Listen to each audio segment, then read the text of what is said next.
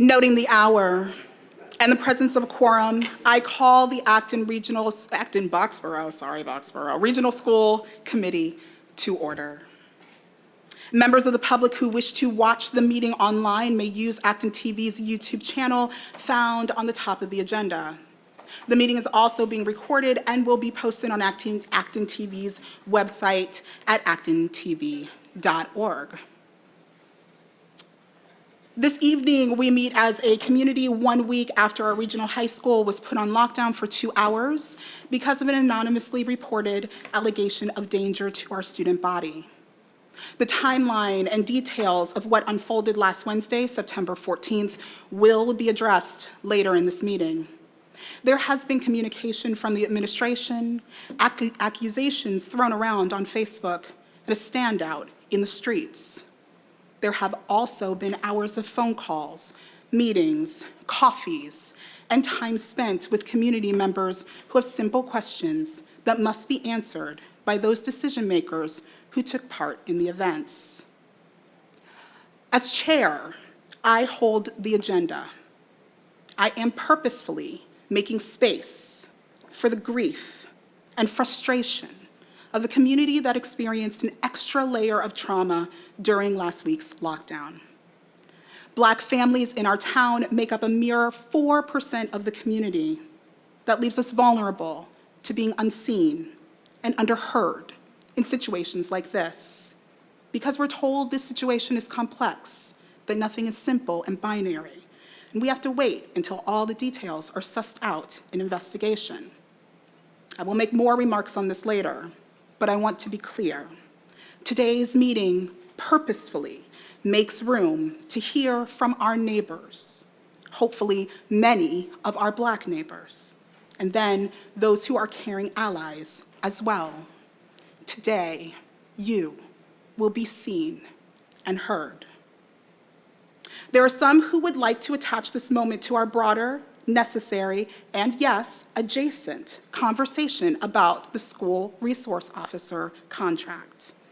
I believe that there is time for lament, airing, and truth-telling, and then there is time for change, work, and executing on new ideas. We will have a full and transparent discussion about SROs and the Memorandum of Understanding for them.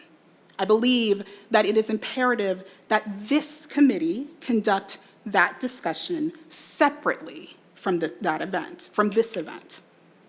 At the beginning of this meeting, we will talk about the infrastructures of social-emotional learning programs that have been implemented in our district to support all of our students. It is important to note that all of our students have endured a traumatic event over the last 3 years, and it shows. The presentations you are about to see were scheduled weeks ago, and frankly, they are appropriately timed. Please watch and listen with care. Afterward, I will open up our meeting to talk about last week's events. There will be ground rules, and I will explain them when we get to that portion of the meeting. For now, I thank you for coming. Per School Committee Policy BEDH, members of the public are invited to speak for up to 3 minutes regarding items that are not on the agenda. For items on the agenda, the public is asked to please wait for that item. The committee does not typically respond to comments during public participation. Mr. Ballard.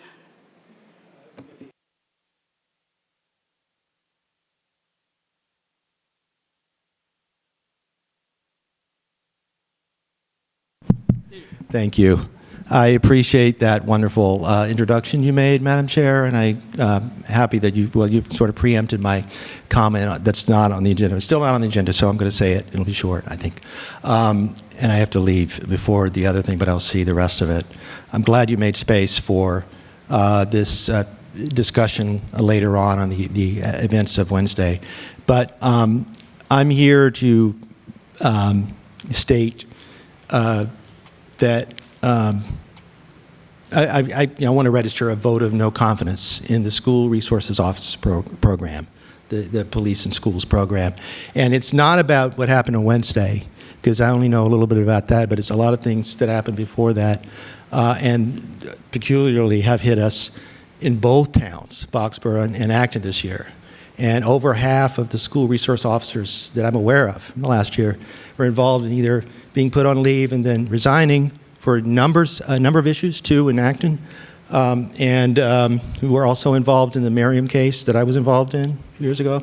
And, the chief has been, for a whole year, has been on leave in Boxborough. And he's one who's been writing letters right before this happened to the legislature to oppose the criminal law reform that happened at the end of 2021, which made us no longer mandate one school resource officer per district. And Jamie Eldridge and other of our legislators have been involved on the right side of this issue that I find in not making a mandate and changing the language of the statute to say, at the request of the superintendent, not in consultation, shall appoint.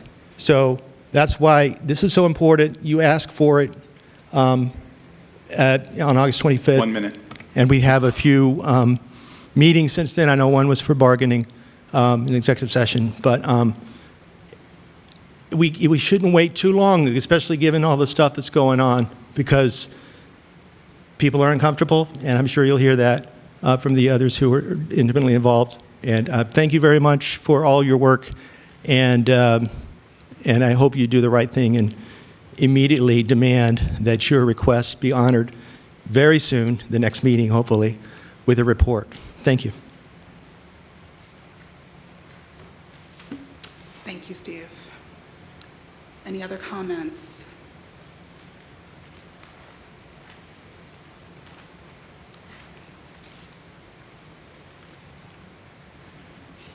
Just want to make sure. You want to talk about something that's not on this agenda? Because if you want to talk about last week, then that's coming. Oh, okay. Okay, very good. Just want to make sure, y'all. Okay, then with that, I'm going to pass it off to Superintendent Light for his update. Okay, so I'll just do a few quick updates before we get into our presentations tonight. I just want to recognize, even though we already sent this out to the district, I want to, congratulate the students, staff, and families over at the Conant Elementary School for receiving recognition as a 2022 National Blue Ribbon School for an exemplary, high-performing school. As you recall, a couple of years ago, Gates School also received a same recognition, but for an exemplary achievement gap closing school. I think one thing that strikes me as a community, we are so fortunate and blessed to have 6 absolutely fantastic elementary schools with great communities in them, staff, students, and while we might have one recognized or 2 every once in a while, it really is a system that we have that is all designed to serve our students well. So congratulations on that. I also want to just thank the committee for some previous work on our district policy for digital tools. I also want to thank our curriculum staff. We are actually highlighted as a model policy in a new book by author Susan Lin called Who's Raising the Kids? This was actually just reviewed in the New York Times, so it's really neat that Acton-Boxborough's policy for digital tools is highlighted in that. I just want to again thank all of the curriculum staff who gave input into that, as well as the school committee members working on that policy and procedure. We have been working in-person open houses again. It's really exciting that we finally get to welcome all of our families back into schools as we normally do. So thank you to all of the staff, students, and welcome back families. So we're excited about that. We recently sent out a pool renaming survey. As you're aware, the school committee is considering renaming the high school pool in honor of former coach Jeff Johnson, the former Hall of Fame swim coach for Acton-Boxborough. The subcommittee formed to make a recommendation to the school committee and is seeking community input about the decision. Members of the community who would like to provide feedback may complete a brief survey by Tuesday, October 4th, 2022. We've already sent that out broadly to the community. We'll send that out again tomorrow to our families. We want to make sure everyone knows the grand opening of our Boardwalk campus is scheduled for 9:30 a.m. On Saturday, October 15th, 2022, over at the Boardwalk campus.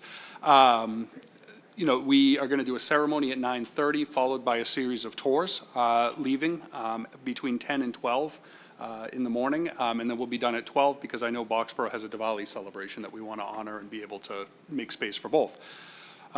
We want to make sure that everyone knows, school committee, you are obviously invited, but this is also an invitation to the entire community because this isn't just a school effort, this is actually a community-wide effort, and we're excited to be able to unveil that and welcome our community into the school.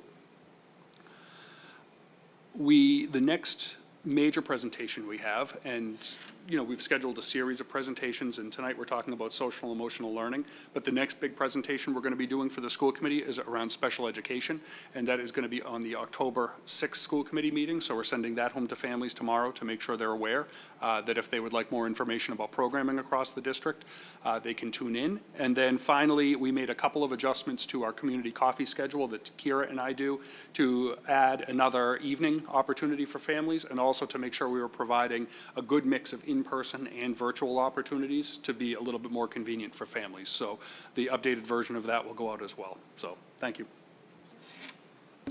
Are you ready to?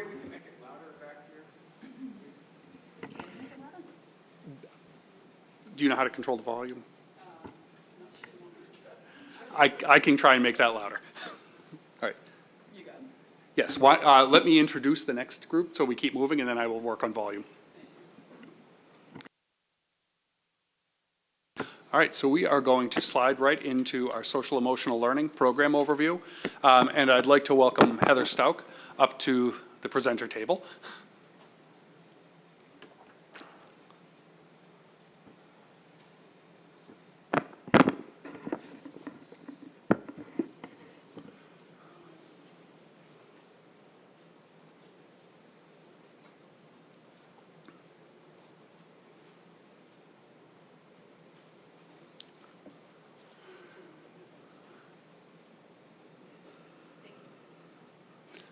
So as a brief background, one of the things that I had an opportunity to do at the last year was to go and attend some optional faculty meetings at each of our schools.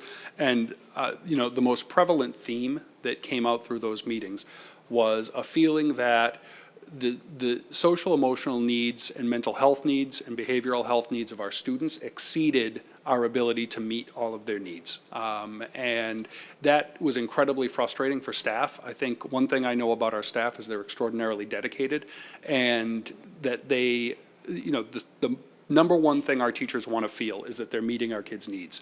And that level of frustration really wears on everyone when you see kids that might have a need that's beyond what you can do.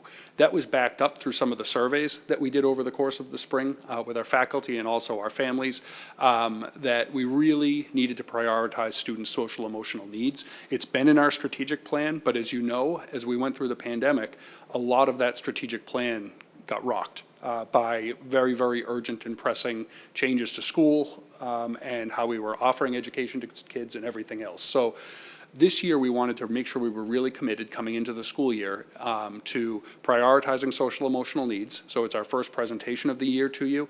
And I want to just talk a little bit about how we're thinking of these. And Heather, if you could just go to the next slide, please. One thing that we've talked a lot with you about is the work we've done as a district to develop a multi-tiered system of support. And we want to make sure that there's a really clear understanding among our school committee, community, staff, and families that this is not just an academic system of support, but it's also designed to meet the social, emotional, and behavioral health needs of students as well. And so when we think of a tiered support system of support, what we do is we understand that students, most students are going to be successful with high-quality, evidence-based instruction in kind of a Tier 1 setting is what we call it. In Tier 1 is what all students receive. And then through a system of assessment, in screening, we can understand which students might need additional supports beyond that.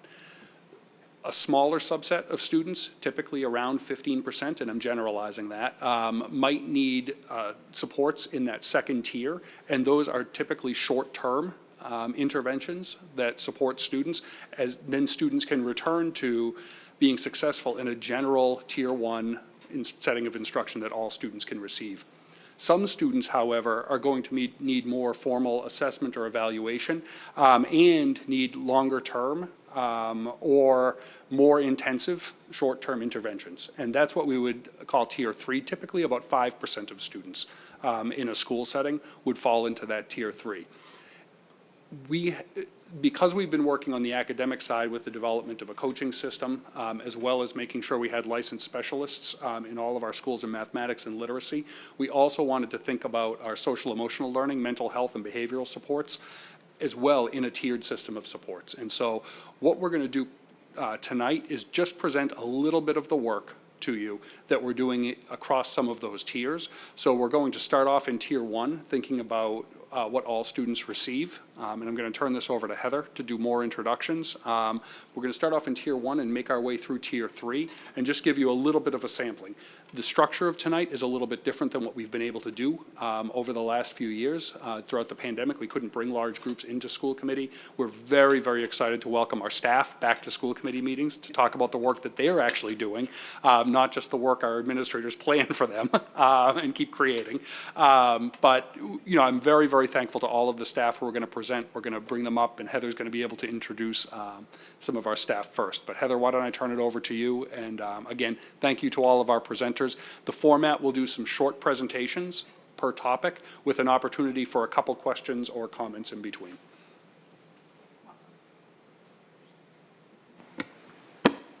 Hi. I actually want to introduce myself first. I am Heather Stout. I am the coordinator for social emotional learning and mental and behavioral health for the district.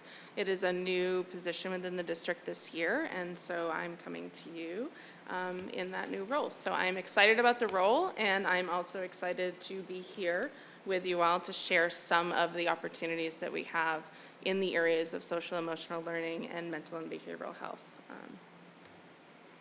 I'm just going to provide a broad framework sort of for us to listen to the presentations within. I wanted to take the opportunity to start off by reviewing what exactly we are talking about when we're talking about social emotional learning. On the screen, you will see the CASEL definition of social emotional learning. This is one of many definitions of social emotional learning. Really what we're talking about is the process by which individuals learn the skills, both interpersonal, so person to person, and intrapersonal, so your own regulation and other skills that you need in order to navigate the world and the challenges around you.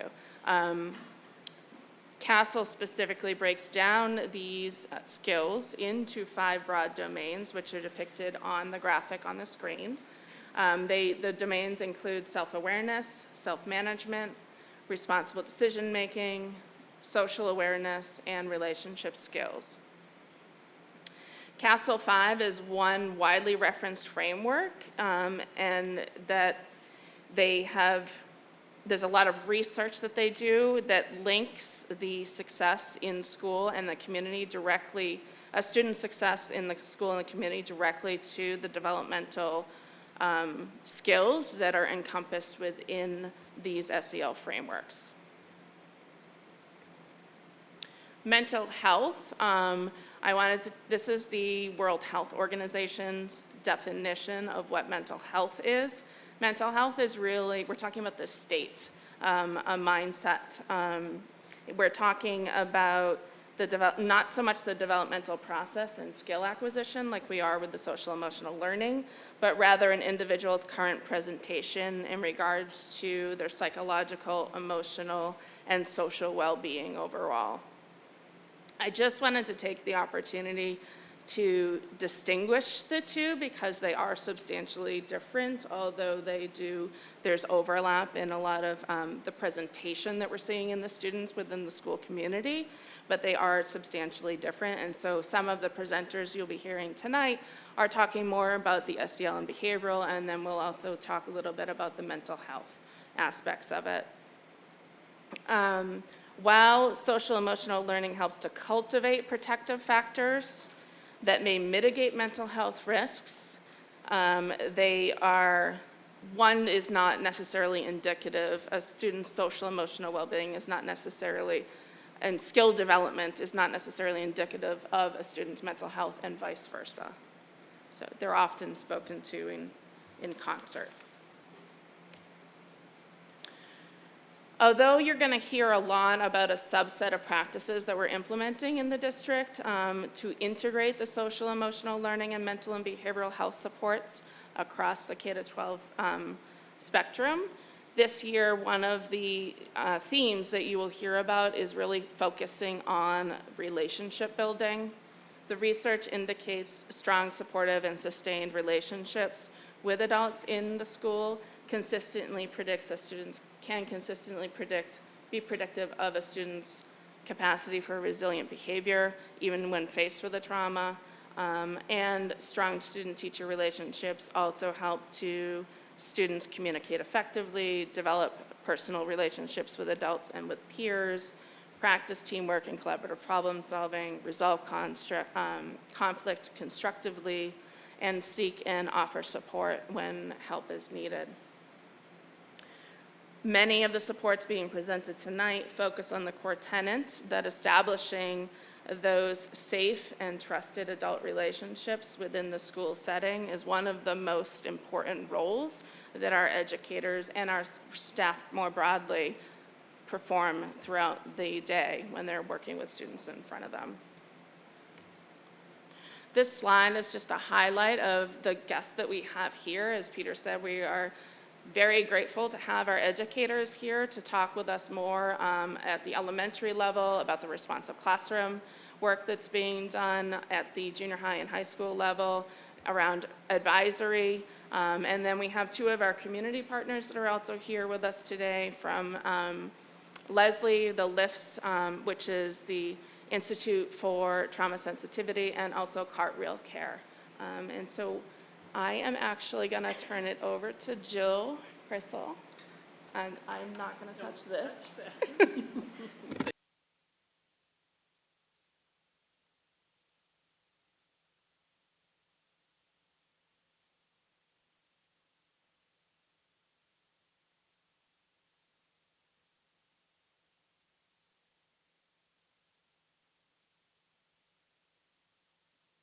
Thank you. Thank you for having me. I'm Jill Kreisel. I'm a second grade teacher at Blanchard and also a responsive classroom trainer. So grateful to be. Yeah, I'm so sorry. The microphones are really sensitive. And what we have, and just to go, we did try to increase the volume, but the volume on the mics is actually up all the way already. So I think we're going to have to just, keep the mic close. Thank you. So grateful to be here tonight to share with you about the responsive classroom approach and about the summer training that some elementary staff participated in this summer. So the responsive classroom approach is a set of practices intended to promote joyful, safe, and inclusive classroom and school environments. And here is the core belief. So in order to be successful in and out of school, students need to learn a set of social and emotional competencies, cooperation, assertiveness, responsibility, empathy, and self-control, along with a set of academic competencies, which are academic mindset, perseverance, learning strategies, and academic behaviors. Responsive classroom is informed by the work of educational theorists and classroom teachers, and it's guided by these 6 principles. So number 1, teaching social and emotional content is as important as teaching academic content. Number 2, how we teach is as important as what we teach. Number 3, that great cognitive growth occurs through social interaction. 4 is all about how we work together as adults to create safe, joyful, and inclusive school environments is as important as our individual contributions and competence. Number 5, my favorite, what we know and believe about our students individually, culturally, and developmentally informs our expectations, reactions, and attitudes about our students. And 6, partnering with families, knowing them, and valuing their contributions is as important as knowing the children we teach. Responsive classroom isn't a curriculum, it's an approach that creates the conditions for social, emotional, and academic success using practices that fit into these 4 domains: engaging academics, positive community, effective management, and developmentally responsive teaching. So In responsive classroom schools and classrooms, it's creating an environment where students can do their best learning, where they can be their authentic selves, where everybody feels a sense of belonging and significance. So here are some of the practices that are at the heart of responsive classroom. Morning meeting, teacher language, we're using language and tone that's intentional. Interactive modeling, this is an explicit process where we're modeling a behavior or routine and giving students opportunities to practice. Guided discovery is when we're introducing a new material to generate excitement. Rule creation, this is when students and teachers are both all involved in the process of generating rules so that all members can achieve their hopes and goals. Logical consequences are a non-punitive approach to responding to misbehavior, where teachers can set clear limits and expectations, and students can learn and fix their mistakes while preserving their dignity. Interactive learning structures, this is where students can engage with the content in active and interactive ways. This is a 4-day training in 5 minutes, so. Role play is where students can practice and act out the rules in real-life scenarios. Academic choice is embedded into lessons. Quiet time is a brief, purposeful, and relaxed time of day transition that occurs after the hubbub of lunch and recess. Energizers are brief and joyful whole class activities that often involve movement or mindfulness. And closing circle is a 5 to 10 minute gathering at the end of the day to promote celebration and reflection. Additionally, in the 4-Day Institute, we talk about teacher empathy and teacher leadership styles. So responsive classroom teachers are authoritative. They're firm but fair. They respond to students with empathy and grace while still holding high and clear expectations for all students. We talk a lot about teaching self-discipline and responding to misbehavior. Responsive classroom teachers spend a great deal of time and intention in teaching positive behaviors and promoting pro-social skills so that ideally they're spending less time responding to misbehavior and also connecting with families. So morning meeting is one of many of responsive classroom teachers' favorite time of day. It helps us to promote community first thing in the morning and fulfill students' need for belonging, significance, and fun to carry them out through the rest of the day. It's made up of these 4 components: greeting, sharing, a group activity, and morning message. So this summer, educators participated wholeheartedly in this 4-day training, which always seemed to occur during one of the heat waves. What's so great about this training is that participants get to experience themselves some of the interactive learning structures. We start each day with an adult morning meeting and end with a closing circle. It's really active and interactive, reflective. So whether it's a brand new teacher or a veteran teacher of 20 plus years, there's often some profound or sometimes even subtle yet powerful mindset shifts that are happening during the training. We received lots of really wonderful feedback that teachers were feeling more prepared and reinvigorated and empowered to continue this work with hope and joy and a more proactive approach. So here is a quick video of some teachers that attended reflecting on a highlight for them. One thing that I really took away from the summer responsive classroom workshop was the importance of interactive modeling.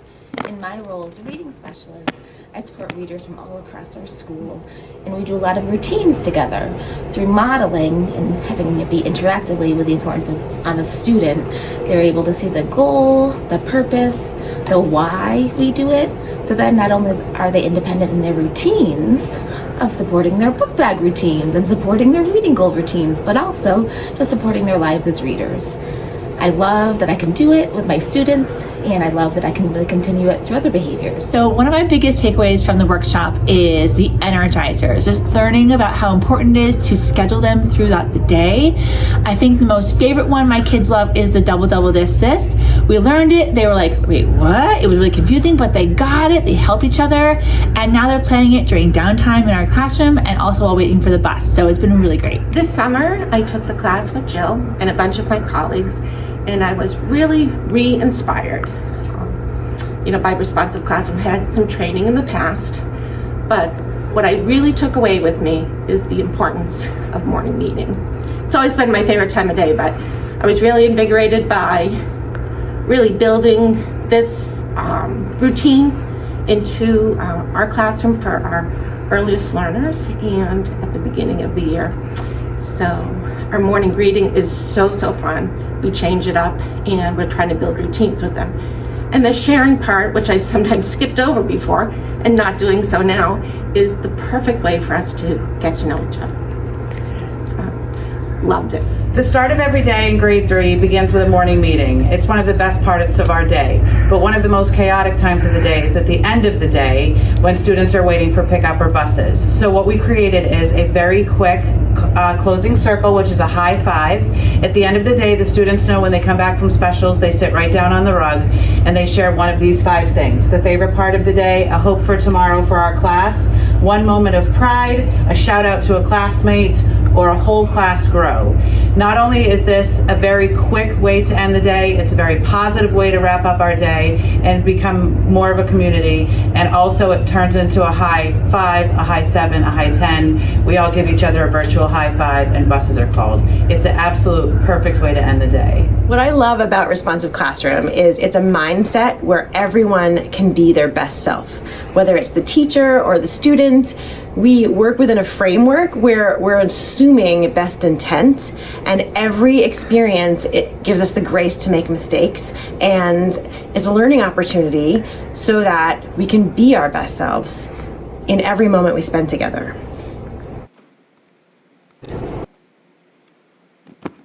So coming up next for elementary educators, we're hoping to offer a guided workshop and book study on the power of our words. Language really is one of the most powerful tools available to us as teachers. What we say and how we say it has a big impact on building positive communities. So thank you so much for having me. If anybody would like to talk to me more about Responsive Classroom or see it in action, happy to have you in my classroom, and thank you so much. Thank you. Okay, Blanchard, we see who went to the training. All right. We did have representation from a lot of other schools too. Okay, cool. I can say we're all shy. We're going to do just quick questions between some of these presentations. Do any members have any questions? Yes, ma'am. Hi, thank you. I think the stuff is also great, but I just wonder, and I don't know what the class sizes right now are at Blanchard, but it seems like that's a whole lot to accomplish if you have 23 kids and families and all of that. So I was just wondering what your thoughts are on current class sizes. So like you saw all that big list of practices, what we really encourage for teachers is to pick 1 or 2, like morning meeting is a really big one just to start with, and take it slow because it's really overwhelming and teachers really want to be perfect at everything and take it all at once. We just tell them like, take it slow, pick 1 or 2 practice and work on that. No, sorry, I was probably unclear, but I just mean in terms of, relationships and getting to know, it's just, I know that you guys do it because I had elementary school students. I just don't really know how. You get to know that many kids. It's just amazing. Yeah. Evelyn, did you have your hand raised? Yes. I had a question. I don't know if that's a Peter question or you, but thank you so much for sharing. It's exciting. What metrics are we putting in place to ensure that teachers are really adhering to this model of teaching? Because this is great, right? And it's one thing going for a training, and it's another thing adhering to that training and actually putting it to practice. Yeah, I can. Deb, do you want to jump in on that, or I can take it? Yeah, I think first, as Jill stated, there's a lot of excitement amongst teachers, and so there's a lot of sharing in that way. I also think that in our observations, in our visits to classrooms, being able to see it in action and comment on it and bring that back to some staff meetings and some sharing about what's happening and what's not happening. And then, as you know, we're going to be doing, and I think, Peter, you might be speaking to this a little bit later, or Heather, some of the surveys that we'll be doing around culture and climate in the classrooms from the student perspective, from the staff perspective, will also help us get a better sense of what's happening in the schools on a daily basis.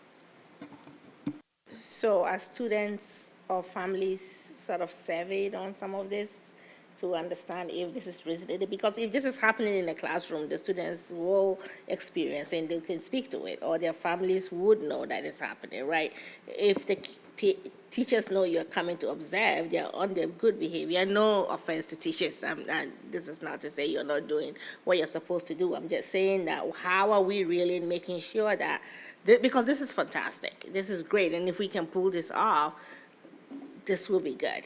But I'm just trying to understand how we're actually making sure that this is happening, because if my kid was in Blanchard and was experiencing this, they will talk to me. So I can speak to it and say they're actually experiencing this new way of learning. So is there something that, other than observing in classrooms, I think we should be trying to figure out a way to really make sure that this is really happening? No, I appreciate that. I think, one thing I think with social emotional learning, as soon as we think about trying to raise the stakes of accountability for social emotional learning, we're probably defeating the purpose of social emotional learning at the same time. So I think we want to, I think educators, the value in doing this is the reward that educators see and how it helps them manage classrooms, how they see progress in their kids, and that is how we continue to promote programs. I think to answer your question, though, it's a little bit separate of how we're thinking about making sure we understand our students and families and their experiences in schools. We piloted last spring a family survey of kind of school climate and culture, and we surveyed our staff. We want to expand that to include students this year and have a regular survey pattern that goes out. I think we're planning twice a year as of right now, and we're working to finalize that. That's not really about accountability for how teachers teach responsive classroom. It's more thinking in terms of how our staff, students, and families experience schools and what are the ways that we can continue to improve that. I think it's really important to be sensitive to how we approach the SEL work with staff, because if there's a feeling that there's a negative association of accountability with it, then the value of SEL can intrinsically go down. So I'm cautious, and I agree with you. We need to understand how our students and families experience things. And I agree with that. I didn't mean for it to be punitive. That if the teachers are not doing what they're supposed to do, it should be. I wasn't meaning for it to be punitive, but just to really try to understand for our own selves how this is working and whether we're making some strides around it. I just want to share a little personal thing, because I do responsive classroom in my own classroom, and I have 19 kids, and we've been in school for 3 weeks, and I still have kids who don't know each other's names, but watching them greet each other and they've learned how to say, "I don't remember your name," it makes such a humongous difference. And so, whereas other programs we look for, I don't know how many sounds they know, or whether or not they can meet the math standards or whatever. This is like a really quick check-in, because as soon as you know someone's name, you're going to treat them nicer. You're not going to do something crappy to them. You're not going to take something off their desk or, whatever. Let them, you're going to let them sit with you at lunch or whatever. It's like a really quick, it's astounding to watch how the tenor of the classroom changes when everybody recognizes that they know something about the person on the rug, right? They might remember that someone else has a cat, or they might remember that someone else's favorite food is pizza, because all these little teeny tiny things that literally take 10 minutes in the morning build this classroom community. They all know that I have 4 cats, it's a really quick, way to connect with each other. And so I think that when we're talking about, is it doing the work? It's such a simple thing of, we're all here together and we're going to all support each other. And when we know each other's names, or we give each other a high five at the end, or whatever it is, it's just that little teeny tiny bit that isn't measurable necessarily, except if you're the teacher in the classroom who sees the way they interact. Okay, thank you, Jill. Thank you, Jill. Who's next? All right, I would love to invite Jess Eagle and Patrick McClellan up. They are two of our junior high teachers extraordinaire, and they are going to be talking about the advisory program, which is new at the junior high school this year. So, you know, Jess and Patrick, thank you so much, and I know we have Jim Marcotte sitting in the back, carefully watching over. Yeah. Welcome, y'all. Thank you. So again, just to introduce ourselves, I'm Jess Eagle. I'm a school counselor at the junior high. And I'm Pat McClellan. I'm an 8th grade social studies teacher. And so we are really excited and I think proud to be presenting on behalf of a large committee of staff members who have been working on developing this advisory program for over a year. And as we've already mentioned, an advisory program is a tier 1 program, and we're focused on developing our social emotional skills to contribute to a positive school climate and by supporting diversity and inclusivity.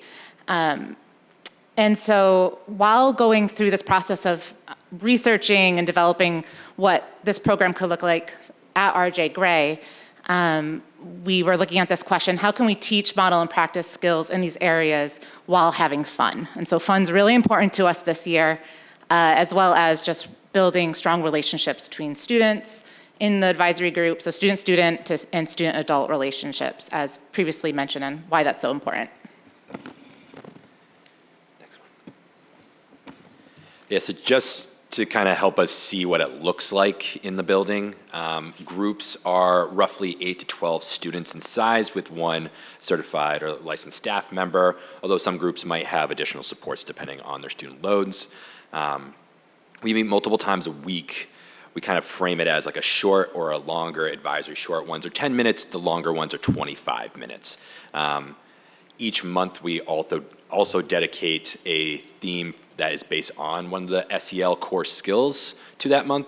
So one of our 25-minute or longer activity or advisories are dedicated to learning or practicing what those skills are. The majority of the remaining ones are purely about developing community, and often one of the best ways you can develop community is through like fun activities and games, as well as some kind of quick check-ins, sometimes with a central question, but sometimes as simple as a game like Rosebud Thorn. What's going on? What's going well? What are you excited for? What are things that have been happening that you maybe want to share? Opportunities for us to share a little bit about ourselves and have better community is going to help those groups to come together. We find that when kids are heard and when they're having fun, then that's easy for them to feel like they are valued by others. And when they feel valued, they feel safe. And when they feel safe, they feel like they belong. So just to give you an example of some of our social emotional learning lessons. So these are the school-wide lessons that we're providing staff and everyone is doing on the same Wednesday when we have a 25-minute advisory. So in September, we were focused on the theme belonging. We participated in the International Dot Day, and we had all students, after kind of talking about the story, then also take the time to design their own dot and thinking about what kind of unique mark they leave on our community. In October, we are going to focus on perseverance, and we'll be doing a letter to yourself, and we'll be looking at setting goals for the school year and identifying setbacks and challenges and doing a brainstorm with each other and bouncing off ideas in the group about how to overcome those challenges. In November, we're focused on communication, and we'll be looking at strategies for conflict resolution. And then just listing a few others that will be coming down the line: courage, mindfulness, empathy, gratitude, anticipating changes, and celebration. And then also we are using community circles as our protocol for practicing how to be active listeners, be respectful to each other, and do perspective taking. And so we actually practiced that protocol this week with the students, and then it will, be something that we can continue to go back to as different discussions need to take place. As Jess mentioned, we are the co-leaders, but we are just two of many people in the building, admins and teachers, who have really put a lot of time and effort since really last October. Some points, weekly meetings for months on end, talking about how we make this really successful. And one of the things that we felt that was going to be important is we need to make sure that all advisors felt like they were supported and could do a really good job of creating a really fun, inclusive environment. So one of the ways we did that is we made activity banks for teachers to draw from. These are ideas that many of us who have run advisories in previous schools or previous settings have brought in. And again, any teacher can go to these banks, find something that fits their advisory for that day, and then they would have something to do. So it's not necessarily that you have to be have any kind of education on how to run an advisory. You could go to one of these banks and run them. We made 2 different banks for the 10-minute quick ones, as well as the 25-minute advisories. A lot of them are games-based, but we also want to provide opportunities like, yeah, there's going to be times where we should have discussions. Like, it's not always just about games. We should take some time to be intentional about getting to know each other, as well as utilizing community circles, because if we do that now when it's a little bit easier and then we have a heavier topic that we have to talk about, we're well practiced as a community to know how we have discussions where we can hear each other and respond to each other in empathetic ways. These games and conversations are about individual but also group reflections. There are a lot of movement things because they are middle schoolers and they definitely still need to be moving, but also how do we also work together, collaborate on things from games to also some of these discussions that we're going to be having. And then as you can see, these are just, we've only had a handful of advisories. You can see it's very wide ranging from having games to getting to know each other, some activities from like Believe Dot Day, but also a couple examples of norming, how we're gonna treat each other in this advisory going forward, as well as I believe some work around community circles. Yeah. And that is it, thank you. Thank y'all. Questions? Hi, Liz.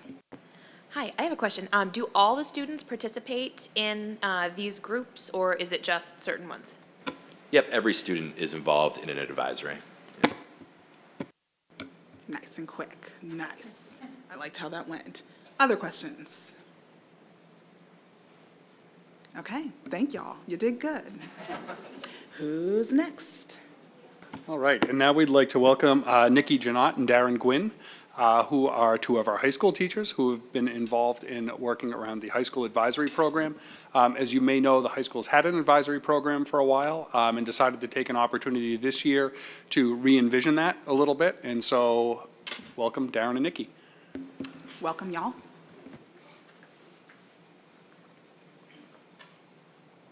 Thanks for having us. I'm Nikki Janot. I'm a special educator at the high school. And I'm Darren Gwynn. I'm a social studies teacher at the high school. So as Peter mentioned, we've had advisory for a lot of years at the high school, about 10 plus years, and our advisory presentation compared to our other friends is going to look pretty old and tired compared to theirs. They have really a lot of activity on our slides, and we were pretty simple. So I want to mention the other folks on the committee because it really has been a pretty special group to work with. Carrie Chartier, Rob Donaldson, Darren and myself. Carrie's in biology, science, and Rob is in history. And I think it's a great group because we've collectively worked at the high school for about like 90 years in all different corners of the building, and we have gone through advisories all together, and we've discussed a lot of feedback from previous structures and goals of advisory, and we've not only been able to go through the formal feedback and data that we've collected over the course of the years from students and teachers and families about what has worked and what hasn't, but we've heard a lot anecdotally about what's worked in advisory and what hasn't worked, and we came to the table with a lot of those conversations to prepare for our work. I don't know, the next slide, all right.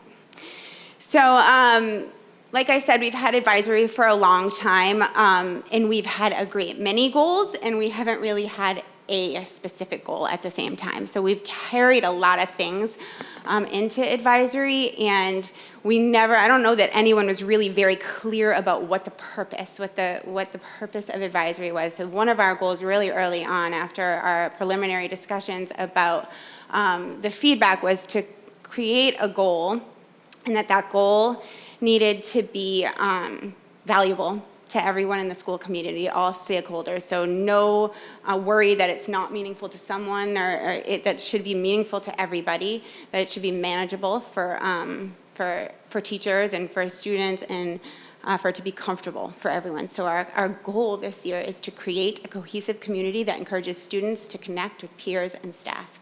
And so we really broke it down to something very, very simple, and we've created mini communities in all of these advisories. And so with that in mind, we really kept that goal in mind throughout the whole entire time when we were trying to figure out, hey, what's the best way to structure this advisory? What is it advisory really going to be about? So we wanted to keep advisories small, so we have 8 to 12 students in each advisory. We also spent a lot of time thinking about should our advisories be single grades, or should they be mixed grades? And we really felt that by having mixed grades, we would enable students from all different grades to be able to connect, and younger students would be able to interact with older students, and it will almost be like a rotation where the 12th graders will leave, we'll celebrate them leaving, and then each advisor will get a couple new students in it, and for the next year. And as a result, these students who are younger will be like leaders of these newer students.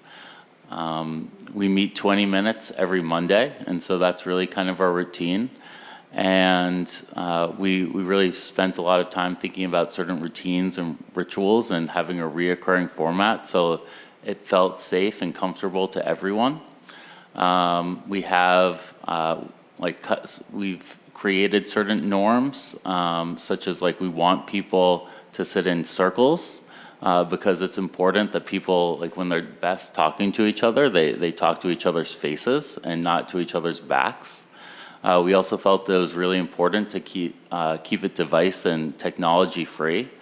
So we're all like connecting with each other for these 20 minutes each week. And what we do with these routines is we're in a circle. There will be certain questions posed. The questions give lots of options, like is something, like what's something in the past week that you did that was healthy, helpful, or new?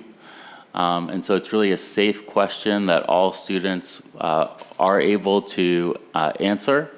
Obviously, if a student's not comfortable answering, like that's something that is okay too. But through these rituals and routines, we're really hoping to get kids connected in these small groups and establish positive relationships that will really help, hopefully, the community at AB as a whole.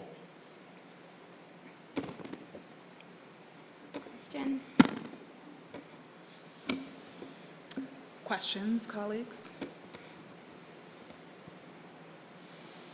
No? Hi, Evelyn. How do you manage to get high schoolers to be technology free? I just want to learn. You know, honestly, we've done advisories in the past, and it has always been an issue having technology, having their phones, and even now that the Chromebooks are there, but it has not been an issue. We set the ground rule right away. Everybody knew this was a new structure and it was going to be new for everyone, and we really just haven't allowed them, and I haven't heard any trouble with it at all. It's only 20 minutes, so they get right on it afterwards. I just want to say one other thing about, it's obviously a new thing for us, but the students and staff, we've been kind of like checking in with them anecdotally, and while for the seniors there's maybe a little bit of reservation considering like they've had 4 different iterations of advisory in over 4 years, for the most part students are really open-minded about it, and so we're really kind of optimistic about this is going to go in a really positive and nice direction.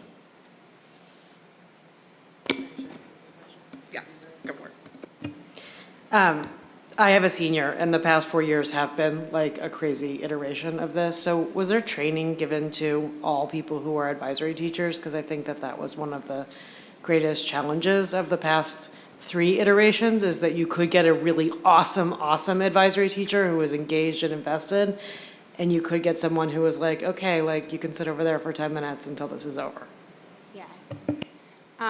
So we forgot to mention, Ashley, that we met with an advisory coach this summer several times for day-long sessions, and she gave us some really, really good feedback and structures that, and she came with the routines, rituals, and recurring formats, and then we brought that training to the faculty on the first couple days of school, and then we actually practiced advisory. Our current faculty meeting structure, we meet for a bit in the auditorium all together, and then we go off into classrooms, and then we sit in this exact situation and practice these rituals together.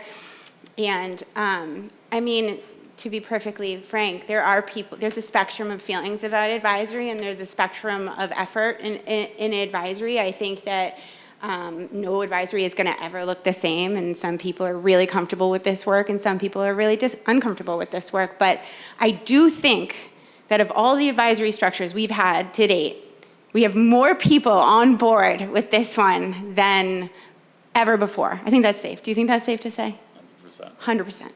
So, you know, and we're very available, and we've been very honest about that from the beginning of people, and we've problem solved and troubleshooted with folks who are pretty uncomfortable with it, and we meet with them and we talk about it, and we've been pretty fortunate with people coming out and saying, like, this is not, well, we're not comfortable with this, but we have a lot of effort. People are really, really trying to do this. So that is a win.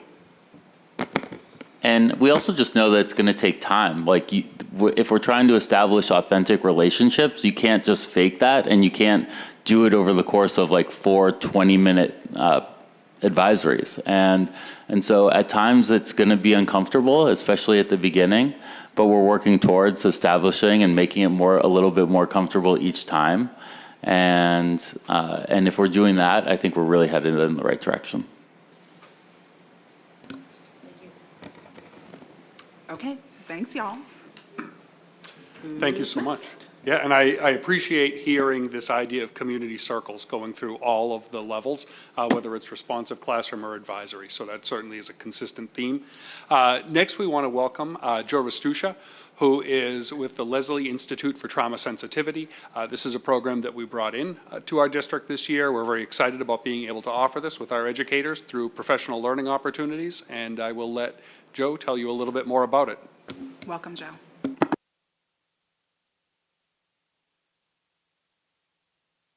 Button. You can tell I'm not a technology guru, right? Just look at my age. So I want to start by introducing myself. My name is Joe Rastusha. I am the lead clinical faculty at the Lesley Institute for Trauma Sensitivity. And I want to thank you for the opportunity to work this year with the wonderful staff and leadership here at Acton-Boxborough. My job this evening is to give you a quick overview of the work that we do and the work we're going to do here in AB. The Lesley Institute for Trauma Sensitivity is located in the Graduate School of Education at Lesley University. We offer 5 graduate-level continuing education courses on the impact of traumatic experience on student learning and what we do about it. You know, there are a lot of folks who can talk about trauma and the impacts, but we find that there aren't many folks who can talk about, so what do we do? And that is one of the things that we build into each and every course we teach. We also have a research arm that consists of students from doctoral programs as well as supervisory doctoral staff, and we do executive coaching and consultation. I am the lead clinical faculty at Lesley Institute for Trauma Sensitivity, and I am a 35-plus year public school educator. I've worked in a variety of schools in a variety of towns and districts. The other 2 members of the team are Marisa Del Rosario and Donna DeRocha. They are both long-term public school educators.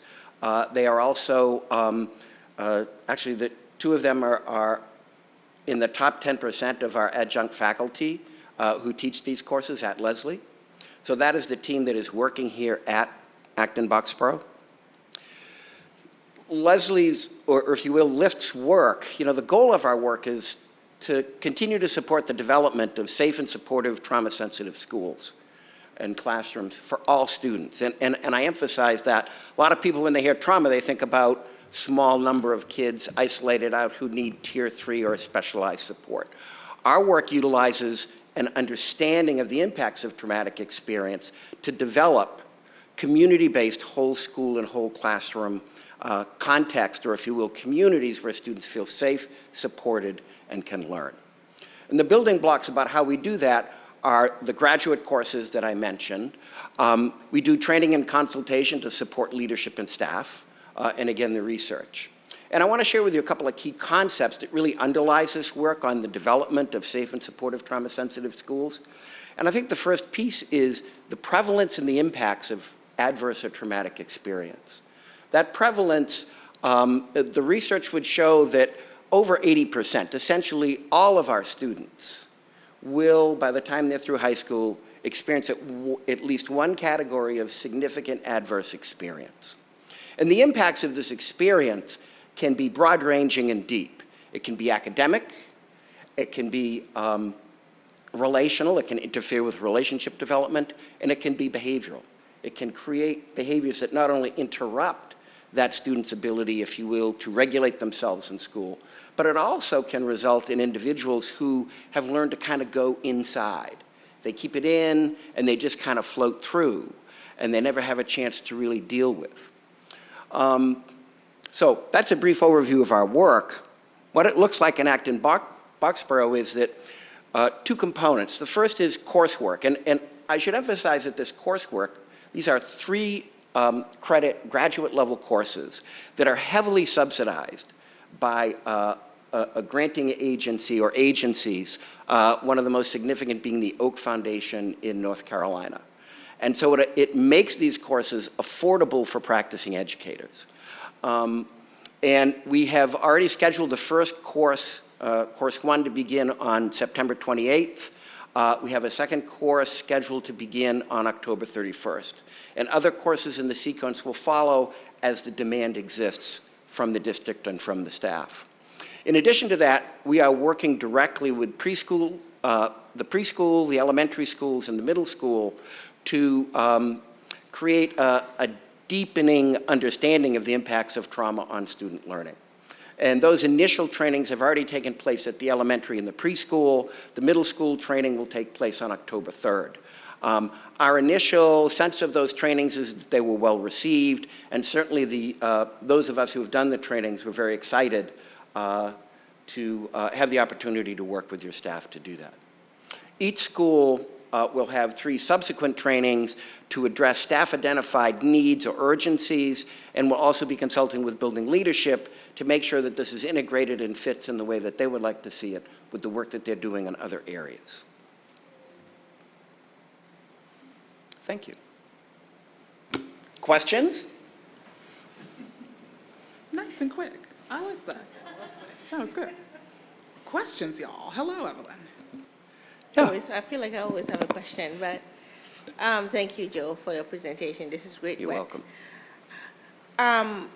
My question is, you mentioned the areas that you're covering, like behavioral, academics,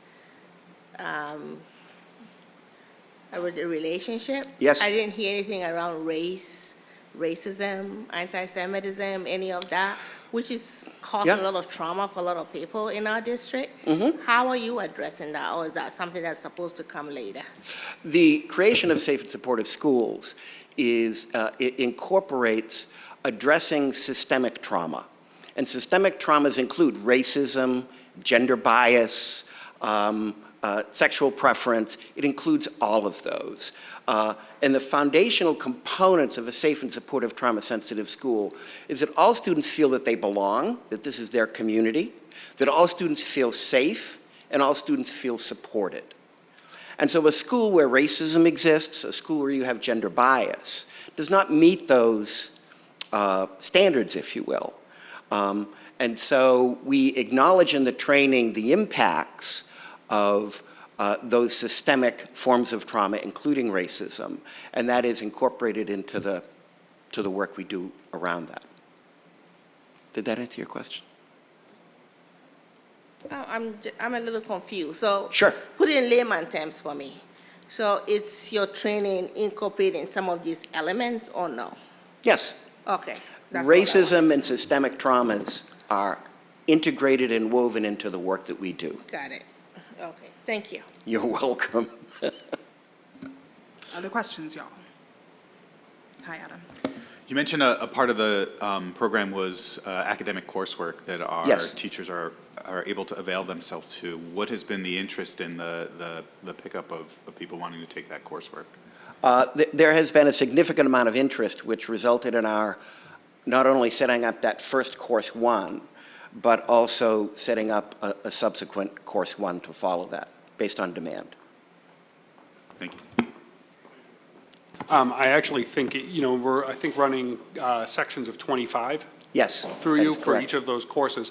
I believe we have about 50 educators on the wait list for second semester who want to take that first course. Right. As well. Plus, this group of educators would be able to then proceed to the second level. Right.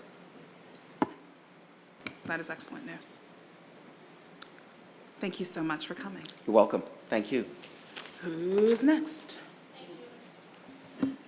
Thank you, Joe. So now I'm also pleased to welcome Joe English and Juliana Chen, who are with Cartwheel. This is a new organization starting up this year, and I had an opportunity to be introduced to Joe. And this idea of a startup last year is really a way of trying to help students access expedited mental health services on a short-term basis. And so we met over the course of the spring, and it seems like a really great opportunity to expand our menu of services with kids. So I'm going to let Joe and Juliana come up and talk a little bit about their organization. So welcome, and thank you for joining us.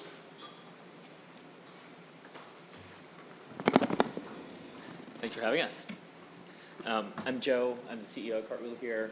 My background is working mainly in social emotional learning with a focus on LGBTQ inclusive classrooms. I've really enjoyed speaking with Peter and Heather and Todd and Jen over the past several months, and excited to start delivering care here. Can you guys hear okay? Okay. Great. Can you guys hear? My name is Juliana Chen. I'm a child and adolescent and adult, so double-boarded psychiatrist, but work predominantly with children and adolescents. A little background on me. I'm a child of immigrant parents. I was born and raised in the Boston area. I went through the Newton Public School system, went to school outside of Massachusetts, but returned to Boston for my psychiatry residency and child and adolescent psychiatry fellowship, so trained through the Harvard system, and have stayed in Boston and practicing in the Boston area, supporting children and teens and families. And I'm really passionate about collaborative community-based work and family-based interventions and addressing youth mental health. And I should have said at the beginning, forgive me, I'm the medical director at Cartwheel, and we're very excited to be working with Acton-Boxborough this year. So I'll just start with a little bit of context on the organization. I won't spend a lot of time outlining the problem. You're all on the front lines here, so you know this very well. Over the course of the pandemic, the temperature in schools has gone up and up and up in terms of the level of mental health needs. Right, the number of students that fall into those tier 2 and tier 3 categories that Peter was describing, it's just been ballooning and ballooning. While at the same time, again, I'm sure Juliana can speak a lot more to this, the wait lists and the ability to access care quickly, high quality care, has gotten harder and harder. So, of course, families are turning to schools to fill a lot of that gap. So the purpose of Cartwheel is to work exclusively with schools to help them meet those student mental health needs and the needs of families. So just a little bit about us. We're based in Boston. We work exclusively with schools and with schools in Massachusetts. And we support across that multi-tier system of support, and we can tailor the types of support that we bring to the school district depending on what their needs are. We tailor it very specifically to the district. We're able to see students who are in grades 5 through 12 with a 100% telehealth-based model. We use evidence-based techniques. It's typically a short-term evidence-based model, so a school counselor can refer a student to our program, and we work with that student for 6 to 10 sessions or more. And I just want to highlight, I mean, it feels especially relevant, I think, in some of the conversation today around the types of folks that work with students. We really handpick the care team that works with each school district and worked closely with the staff here, thinking about the types of language backgrounds that can best support the students here, the types of licenses. So very excited to bring a really interdisciplinary team with a lot of school-based experience to support the community here. The last thing, that I want to highlight there is in terms of affordability. Obviously, there are a lot of students who struggle to meet the cost of accessing really high-quality care. So we work with health insurance, including with Mass Health and Medicaid, to make sure it's really affordable for all kids. $0 cost of care for any kid who's on a Medicaid plan and for any kid who's uninsured. So in terms of the specific goals for this partnership this year, I think they really fall into 3 buckets. First is rapid access to care to make sure, again, kids are not waiting on months on end to access care. Second is for kids who have more specialized needs or need for longer term care, helping them and their families coordinate with providers in the community to make sure that they can get off those wait lists and get those needs met. And then over the course of the year, again, working really closely with the school staff here and the teachers to understand other ways that we might be able to support and build and strengthen those multi-tier systems of support.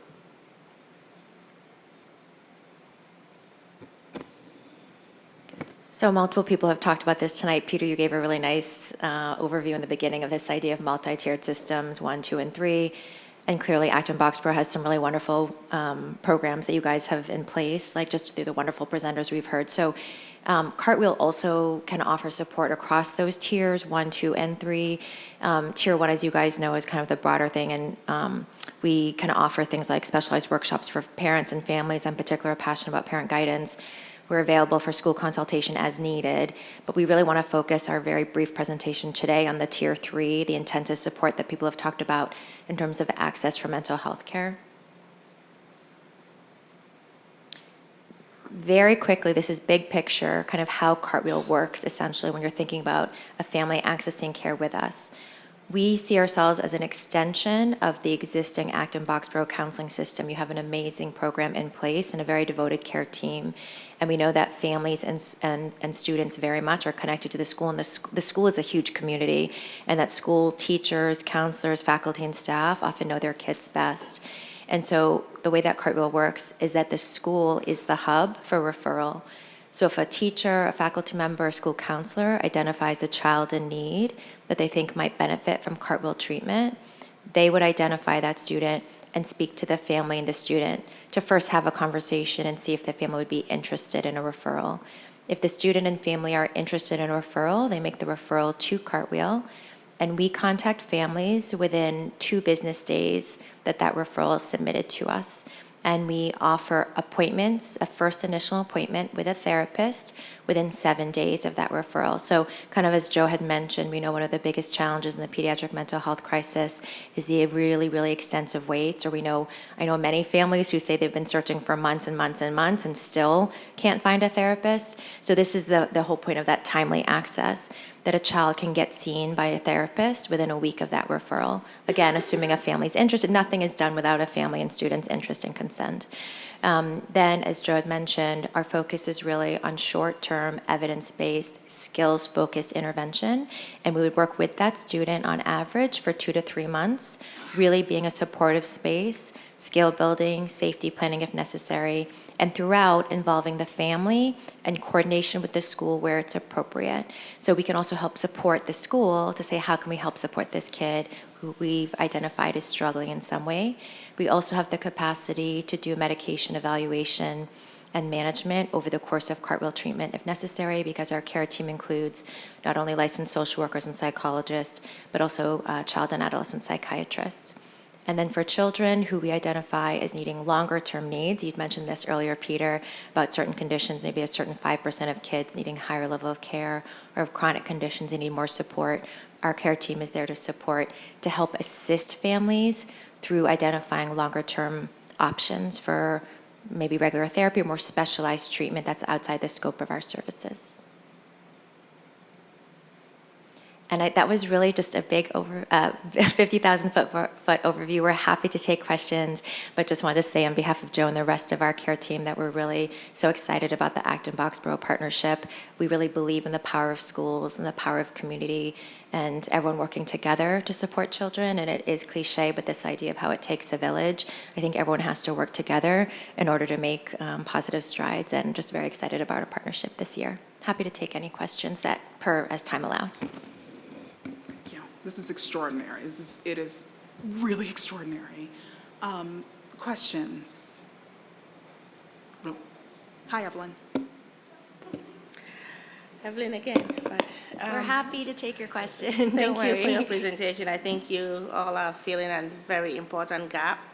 I have a question about telehealth restrictions, right? I work in healthcare. I know there are restrictions. You know, there are restrictions about out-of-state care. We have families here that may need care, and people have vacation homes outside of Massachusetts. I know, given the COVID, the pandemic, you were able to get like Maine, New Hampshire licenses. You can't treat somebody outside of Massachusetts. All of those regulations have changed. How do you handle within that six to 10 week periods or 6 to 10 sessions when a kid needs care but is out of state with their family and the family calls and really needs care? How are you bridging that gap? Because that's important, right? If it's within a time when school is closed, there's vacations, the kid is out in Maryland or wherever, Ohio with the family, has a crisis, how are you handling that? I appreciate that question. And you probably also know then that the restrictions and rules around this changed dramatically when COVID started, and they continue to change. And so we also, our organization is monitoring all those shifts in terms of insurers and restrictions and state rules very, very closely. The short answer is, so though there are rules in place, licensures and our liability, also this is just good care. I am able to see people out of state for times of crisis. So if you have a patient that's under your care and they need you, that trumps any other, regardless of where the child is. In terms of ongoing care, that would be a different issue, but your students reside here and they attend school in Acton-Boxborough. So though that situation may arise, my sense is it's what you just said, like they're on vacation or it's a weekend away. Otherwise, your kids are here in Acton-Boxborough. So I don't actually foresee this as being a recurring issue. Does that make sense a little bit? Because your kids live here in Acton-Boxborough. Sort of, yeah. But I haven't looked at the regulations. I don't know. I'm just making, my intent here is to make sure that the kids that are under your care receive the appropriate care that they need. Of course. Given the fact that we know that there are telehealth restrictions that prohibit providers from providing care to patients that are out of state. I suppose if a family was leaving Acton-Boxborough on a permanent basis, we would talk with that family and make sure we made arrangements that there wasn't a gap in care. But otherwise, there shouldn't be an issue since they'll be residing here. There are other restrictions related to telehealth on the prescribing end, which I'm happy to talk to you more about those details too, but we're keeping a close eye on all of those restrictions and adjusting as needed. All of our stat care team are also licensed in Massachusetts and have extensive experience working in Massachusetts schools, so we have that side covered as well. Thank you. I just want to make sure that, our kids. It's a good question. Our kids are cared for when they need it. Yes. And that there's not a gap in care when kids leave this town and go elsewhere to spend time with extended family members. Thank you. Other questions? Thank you so much. Thank you very much. If I can just add, if I can just add one quick thing, I just want to, extend my appreciation. Cartwheel so far has been extraordinarily flexible in working with us as well. And so there was a plan in place, and then we reached out to, Joe and Juliana, as well as a couple of other staff, after our incident last week at the high school. And they worked really quickly within about 24 hours of talking to us to think about kind of a customized program that we might have to be able to support some of our students. So I really appreciate the flexibility that you're approaching this with and understanding that, even the best laid plans sometimes shift on a dime. So much appreciated. We're really looking forward to, a great partnership and the rest of the year. So thank you. You're very welcome, Peter. We're very happy to be working with Acton-Boxborough and look forward to working with everyone this year. And thank you for having us this evening. Thank y'all. Any other presentations? Peter? That is it. I just want to extend my sincere appreciation to all of our presenters tonight, school staff, guests. Your presence here is much appreciated, as well as all that you're doing to help support our students and staff through the year. Agreed. All right, everybody. So this is how this is going to go down. We're going to take a very brief 5-minute break so that we can say goodbye to our guests and reset our mindset, and then we're going to do this work. Okay? Here we go.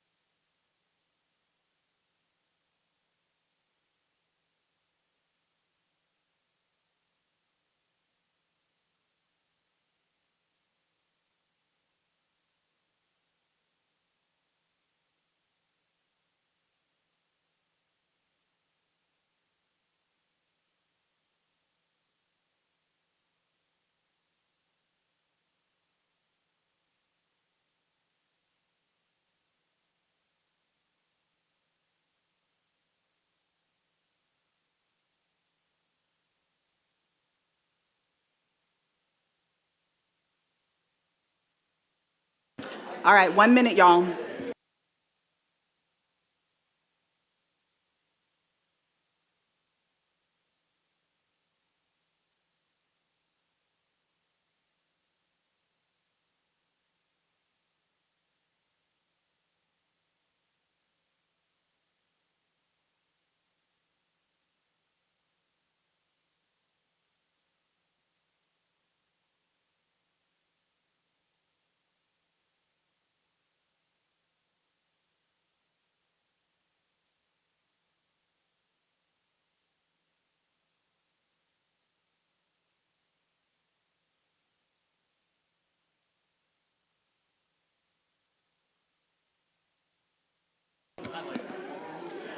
All right, everybody. Okay, so excuse me one.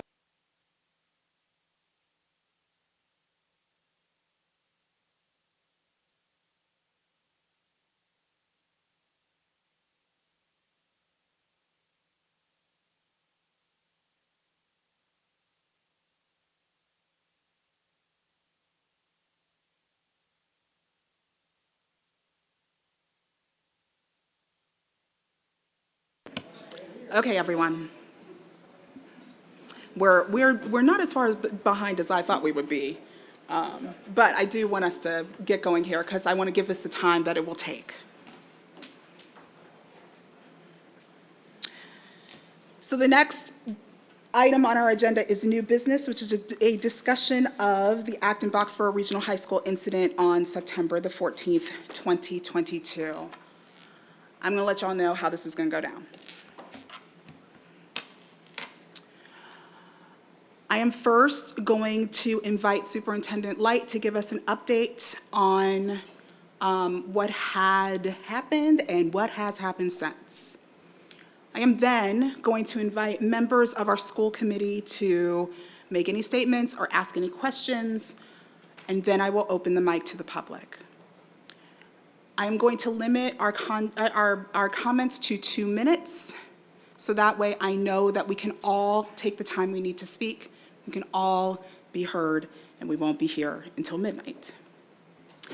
I'm going to ask you to please not mention student names, and I think that there's a thing about faculty, and not mention individual faculty names. So basically, keep it to the purview of the school committee. If you want to mention Superintendent Light by name, you can do that. He's part of our purview. Everybody else is in his purview. Okay? Are there questions about the ground rules? I have a question. Hi, Evelyn. Does the 2 minutes pertain to school committee members? No, ma'am. Okay. Superintendent Light. All right, so thanks, Kyra. I want to start out by recognizing this has been an extraordinarily challenging week for many people in our community. The shelter in place that we had last week at the high school made us simultaneously kind of hold this idea that the actions that we take as school administrators to make sure our schools are safe places for our kids can also result in creating a sense of less safety for some of our students. That was certainly the impact of what we saw happen last week. I think that as we think about our students that were involved, their families, as well as other members of the Black community here at Acton-Boxborough, we're so deeply sorry that the actions we took had such an impact on especially our students and families, but also the broader community. I do want to, share just a little bit. And I want to, stress that while, the information available to us necessitated taking some actions, there were no weapons found at the school, and the police have since determined that the report was not founded. So I want to be really clear about that. I also just want to recognize, too, that there are going to be details of the information that was available to us then and is available to us now that I just cannot share because it could identify individual students involved in the incident, and that's something that we cannot do for a variety of reasons. I do want to share what was sent out to families last week by way of an update, just to make sure we have a common shared understanding during the meeting of what we're talking about. So on Tuesday evening of last week, our high school administrators overheard one of our students in the high school sharing some concerning information with peers.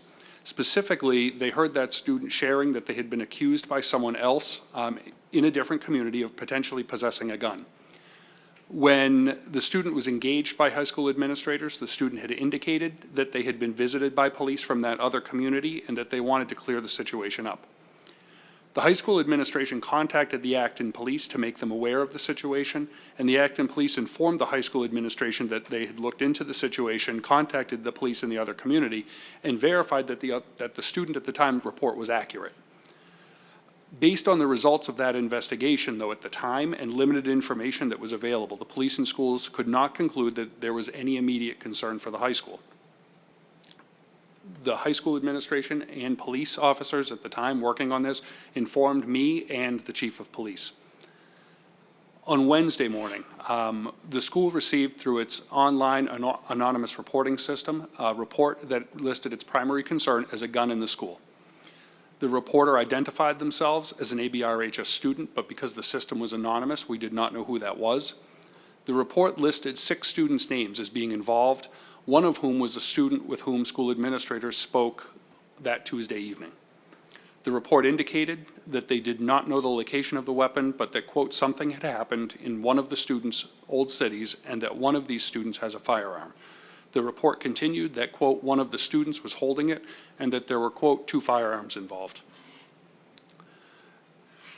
These events, along with other information we cannot share for confidentiality reasons, caused me, after consultation with the high school principal and police, to decide that we would have students shelter in place. The only goal of the response during that time was to conduct a search of the school, as well as those individuals named in the incident, in order to ensure there was no weapon in school. Police and school administrators did not question or interrogate students at the time, other than questions which the police needed to ask in order to determine there were no weapons on campus. The school has not investigated further, and the police have concluded through their investigation that the report was unfounded. As we move forward, our first priority is the students involved and their families. We've worked with administrators and mental health professionals to develop supports that include identifying trusted adults in the building, additional counseling support both in and out of school for individuals and small groups of students, resources and supports for members of our Black Student Union, as well as ongoing communication meetings between the families, myself, and the high school principal. Additionally, the district's equity coach and DEI director will work with high school administration to focus on the repair work for our school community that's been deeply impacted by this event. We are also beginning the planning for ways that we can promote community-wide healing. Our Director of Diversity, Equity, and Inclusion is currently working with our school attorneys to determine the most appropriate way to investigate the report to determine if bias played a role in the report or response. We know from our initial investigation that we cannot identify the reporter by a digital footprint. We also have strong reason to believe that at least one of the students was identified in the report because the reporter overheard them discussing a weapon. We do not know, however, why the reporter listed the additional students in the report or why all of the students included in the report were Black. When given information about the safety of our schools, schools administrators and police have no choice but to respond with caution. The impact of placing our school into a shelter-in-place and conducting a search of these students contributed, though, to their feelings of being singled out and marginalized. This feeling extended to many of the families and other members of our Black community. This was a complex situation that evolved quickly. It's critically important for us as schools to remain safe places and continue to take all of our threats seriously. At the same time, though, we need to recognize that in doing so, there are students and families who are being deeply impacted by the actions we take. We remain committed to ensuring all of our students and their families feel safe at school, and this commitment extends to the students and families directly impacted by the incident, as well as other members of the Black community who, because of the actions we took, may feel less safe. We're going to continue to learn all that we can about the incident, and if we find that racial bias played a role in the report or our response, we'll take steps to remedy that. We also look forward to sharing in the coming weeks ways that we can promote community healing around this incident. So thank you. Thank you. Hi, Jenny. Thank you for that, Peter. I have, I'm sure, a lot of concerns, but the two things that I haven't heard or read anything about is I'm hoping that once the list of students was generated, that it was understood that they were all students of color, and I'd like to understand if that is the case, and if so, how that was factored into how, what the reaction was by administration or police, not necessarily to be answered now, but I think it's important, given how small our Black community is, that was understood up front, and that was, that was taken into account. And then the second thing is I would love to have some clarity around what weapons, what kind of weapons were carried onto our school campus and why, and whether that is something that's subject to regulation. And because I don't believe, most of what I see on Facebook, but I did see pictures of what was presented as Acton police carrying assault rifles or holding them on our campus, which I just find deeply distressing. So those are two things that I want to put out there for answers, when appropriate. Sure, and I can actually clarify a little bit. So, during Joni and my initial conversation, when we saw the report, she originally received the report, called me. We certainly recognized immediately that all of the students were black. I'm not going to share why, but it was more than just a bias that we had. We knew the students involved. So, we certainly talked about that. There is some very, very specific information from Tuesday and knowledge that we also had about the incident that made it so it was a situation we could not necessarily ignore.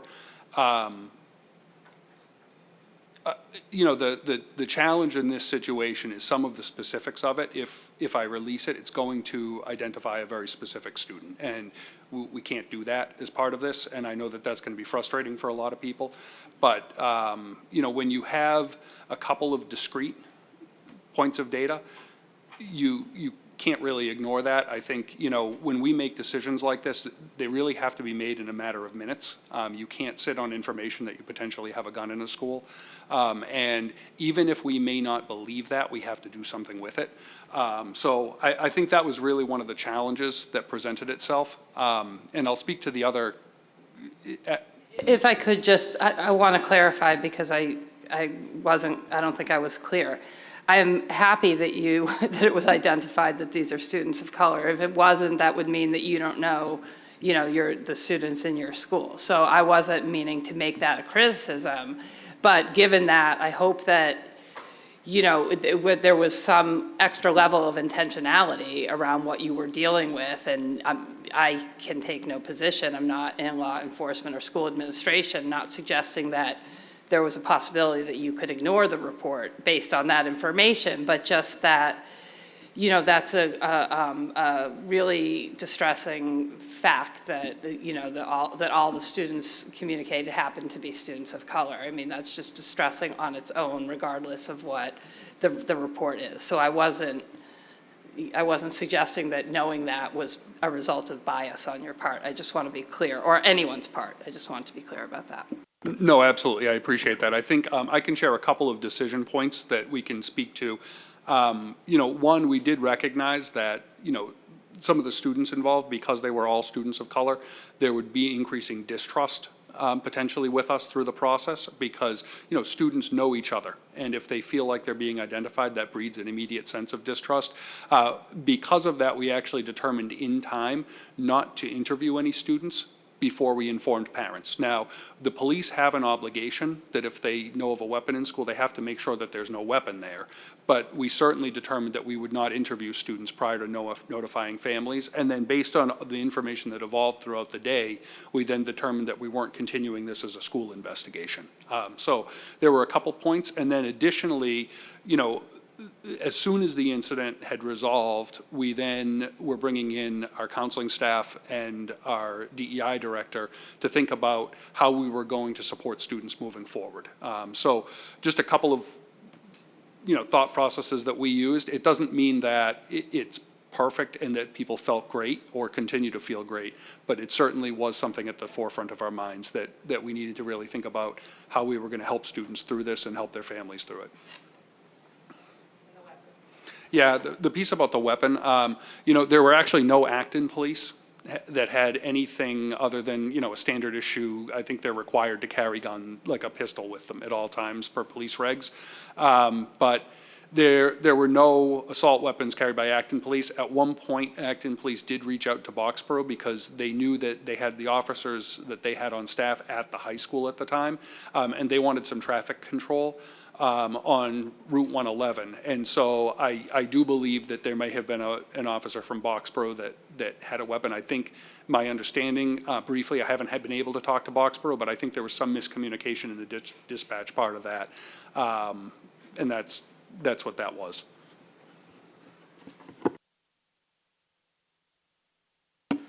Thank you, Madam Chair. As a member of the Jewish community, I'm acutely aware of racism, bigotry, and xenophobia within our community. With that said, I'm absolutely horrified that students of color, again, have been targeted within our community.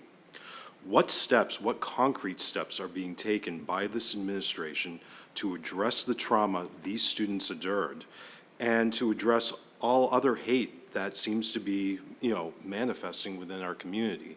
I know you touched a little bit upon it in your opening preamble, but can you give us a little bit more concrete examples of what the administration is doing to address that trauma?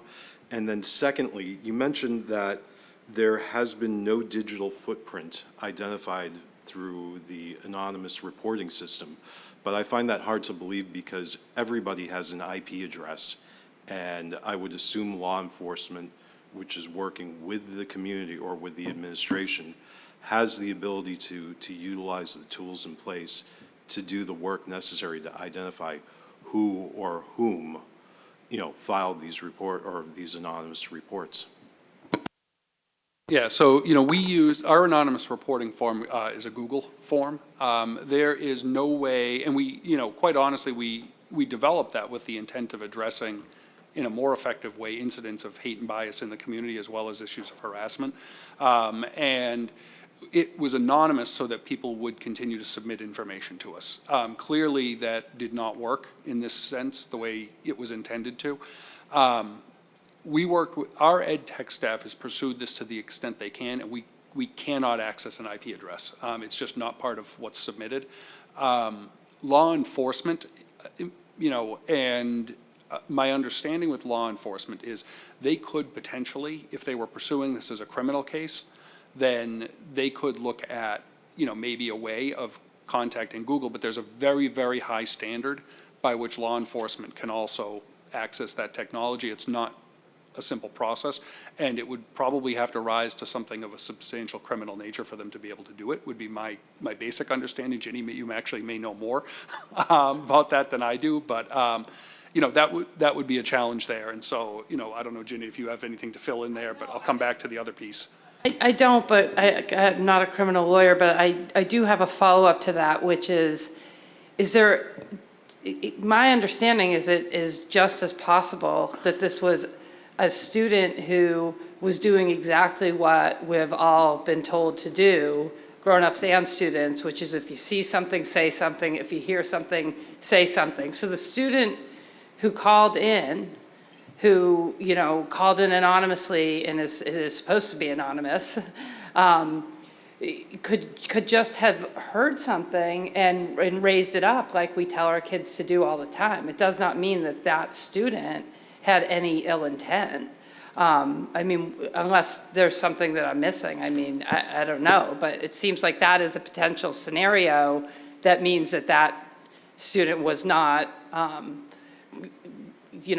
a perpetrator of bias, but just reporting what he or she might have heard at school.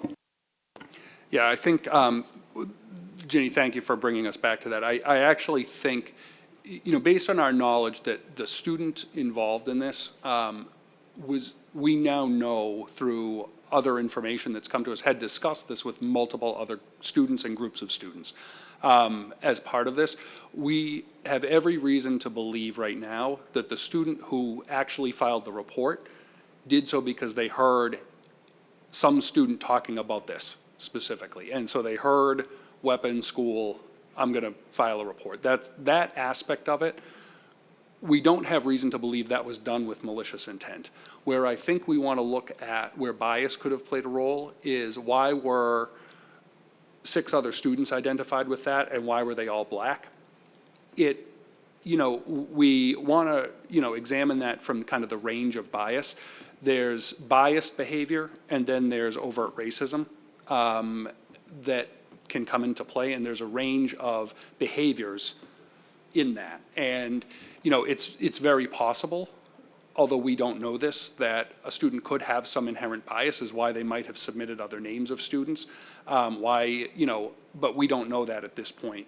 But right now, the report itself, we're not being led to believe that a student was targeted because of the color of their skin or race. That we just don't have that.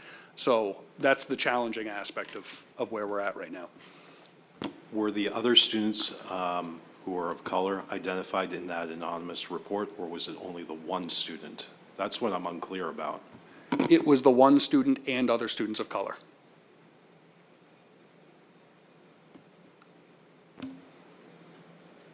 Hi, Rebecca. So, sorry, Rebecca, I just didn't get to come back to the initial question Ben asked, because I think that's important because it will come up as other questions.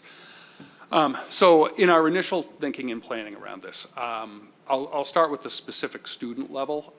We have a kind of a team that is coordinating that includes our district director of social emotional learning, mental and behavioral health, as well as our DEI director, myself, and then the high school principal. We're meeting every couple of days to continue to plan, monitor students, make sure we're collaborating between the school response and district, and have good lines of communication. In our immediate response, one of the things we wanted to do was set up a trusted adult for each student. And so the school administration and counseling staff worked together to think of who each student was closest to within the school, not because we wanted a trusted adult to necessarily be there to process the incident, but just to form a relationship again. And it might be someone they hadn't seen in a little while, but had a previous relationship. And if the student wants to talk about that, they certainly can, but our goal was not to force a situation where students had to relive this incident.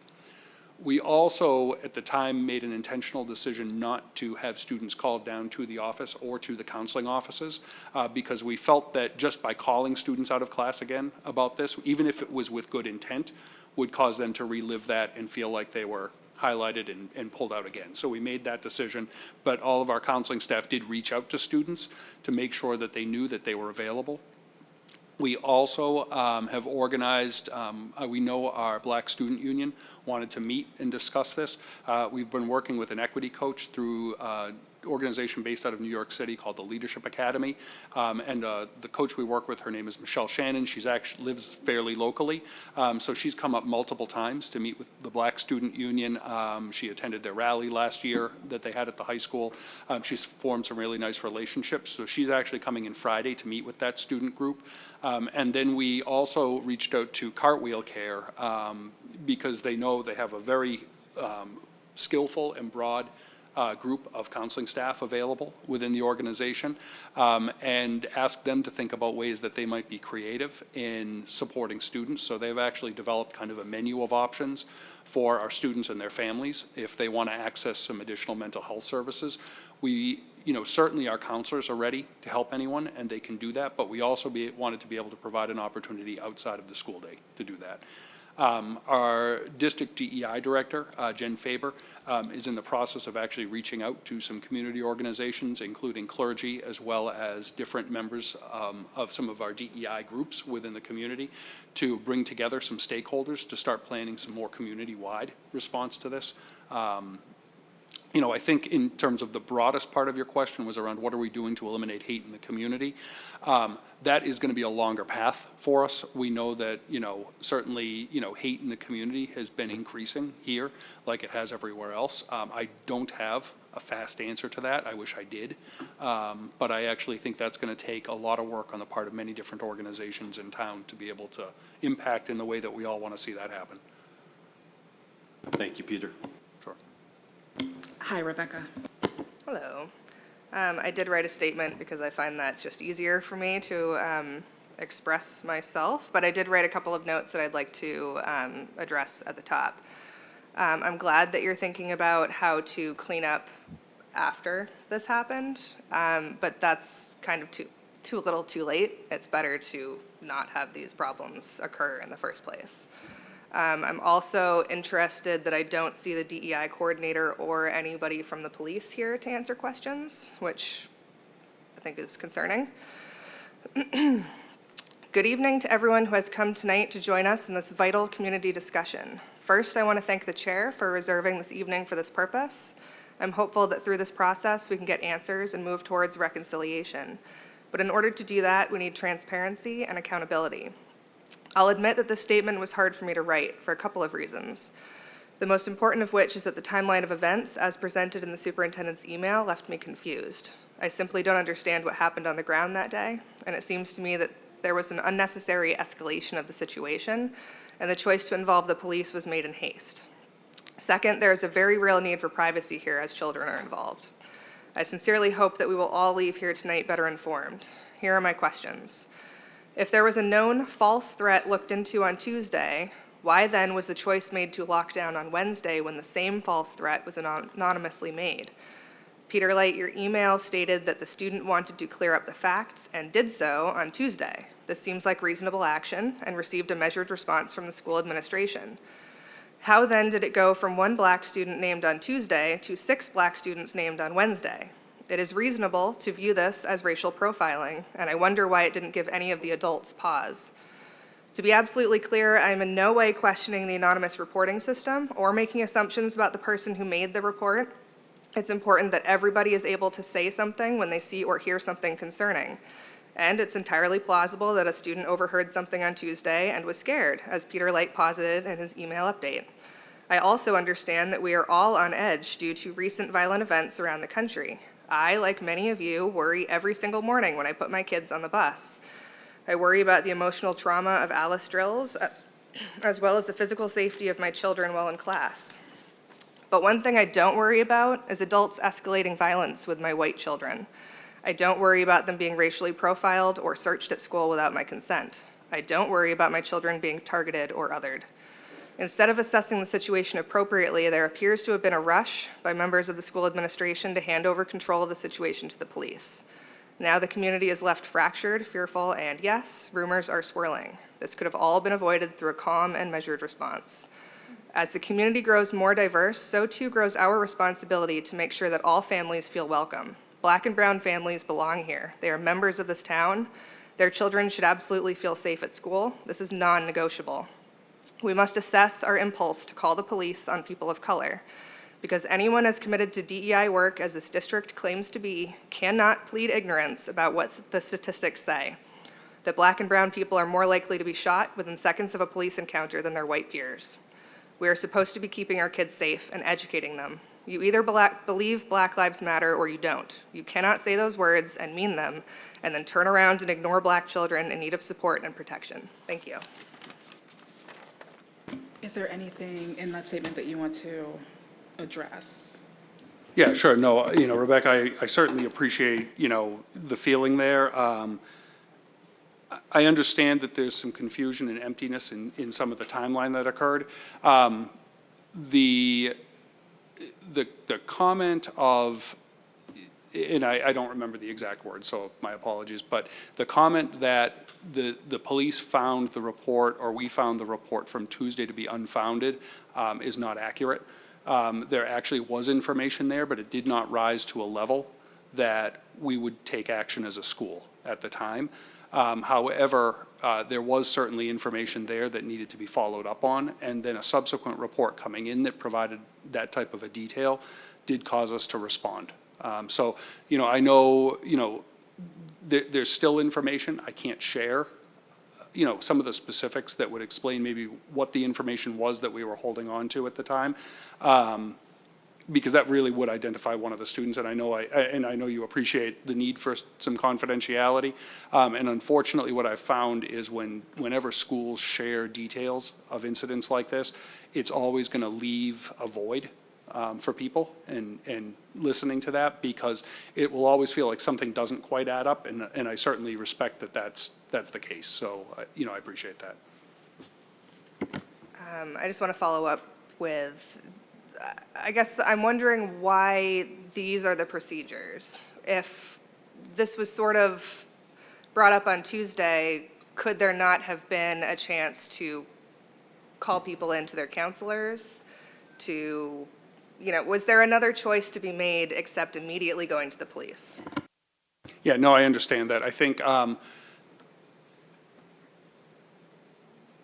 you know, I think we've all had a chance to process this for the better part of a week at this point, actually over a week. And as we respond to these things, though, we don't necessarily have that opportunity. And I think, you know, knowing all of the information now that it was cleared and not founded, I certainly would like that approach. But I think having that information, we didn't get the previous information until the very, very end of kind of the administrative workday. So, you know, evening hours on Tuesday. And then the report came in relatively early in the morning on Wednesday. So, you know, there really had not been time for anyone to follow up and be able to, you know, truly get information about what happened Tuesday before we had to then respond Wednesday. And I think, you know, in the wake of all of the school violence that we're seeing, and we're seeing a marked increase in school violence. It's not that we just didn't know about incidents. We're actually seeing an increase in the rate of school violence. In the wake of that, if we get a report that says, I know that someone has a gun in school, we're going to have to investigate that, and that means we're going to have to involve police. We can never put our school staff in charge of investigating weapons that can do that type of a damage. And we unfortunately are at a place where we have to call police in, and we've seen incidents around the country where the police haven't gotten there and responded right away, and the devastating impact that that has. Again, it doesn't mean that that is going to hold everyone harmless, and it can certainly do harm. And I think one of the things that we're constantly doing as school administrators is balancing risk. And in the case of an urgent situation that develops, given kind of the recent history of 10 to 15 years of what we're seeing in school violence, the immediate response is we have to first make sure things are physically safe, and then we have to tend to emotional safety right after that. And we understand that the two were not necessarily compatible here.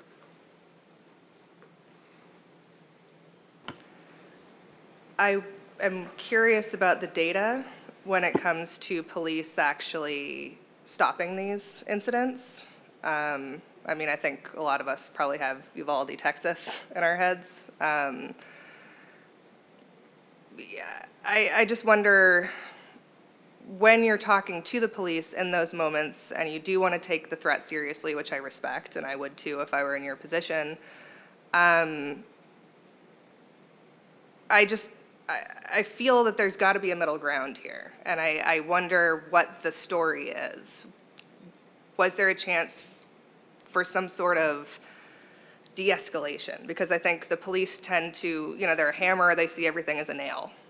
It comes down to the people who say they're committed to DEI work to pause and see the situation for what it is. And obviously, you can't be perfect, but I just feel like looking at this instance, this was a big screw up. I'm really not happy with how it played out. I guess that's all there is to say. No, I appreciate that. I think, you know, I'll be honest, I think, you know, when something like this happens, you know, at the forefront of my mind, and I'm sure as, you know, and I was a former high school principal of a large high school, when you hear of a weapon, and I've dealt with bomb threats directly and things like that, you know, the first thing that goes in your mind is you are the person responsible for the lives of thousands of people in that moment. And that's going to lead you down certain paths that aren't going to be perfect, and I appreciate that recognition. This is certainly one of those cases. But, you know, and I've replayed the situation thousands of times in my mind over the last week because I wish it was a different outcome for the kids.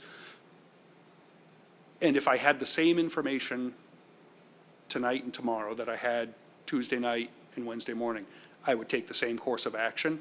I would be thoughtful in that, but we would certainly, if we had a report of a gun in school, make sure that we involved the police and investigated that fully. And I know that that's not necessarily the comfortable answer in this setting, but it was a really challenging situation. And again, when we're dealing with people's lives and kind of the current society, I don't know that I would do that differently. Now, I certainly will continue to replay it tens of thousands of times, and I may come to a different conclusion, but the serious impact that this had has to also be weighed with the possibility of catastrophic consequences. And that's something that, I certainly personally didn't get into education to have to weigh. I know the principal at the high school didn't, nor any of the staff, but it's kind of an unfortunate reality of what we're doing in 2022 around some of these situations. So, thank you. Very quickly, and then Evelyn. Sorry. As a mother of a high school student, I thank you. I just want to say I thank you. And whenever there is a report of a gun in the school, I would expect and want the school to call the police. And I understand that this was harmful for a lot of reasons, and I don't disregard any of that. But I mean, you can't fix lives once they're lost. So I just want to say that. I don't envy your position, but I thank you for taking that swift action. I don't think you had a choice in involving the police. Hi, Evelyn. Hi. So a few comments. I don't know, Peter, that there weren't police officers with assault weapons in school. Maybe we were seeing wrongly, but there were a lot of photos posted on Facebook with kids, presumably kids taking photos from their classrooms. And I agree with Rebecca that we should have had somebody from the Acton or Boxborough police here to answer some of these questions. But unfortunately, they're not here. But maybe you should look into that. Maybe they're false photos, but we did see some of that.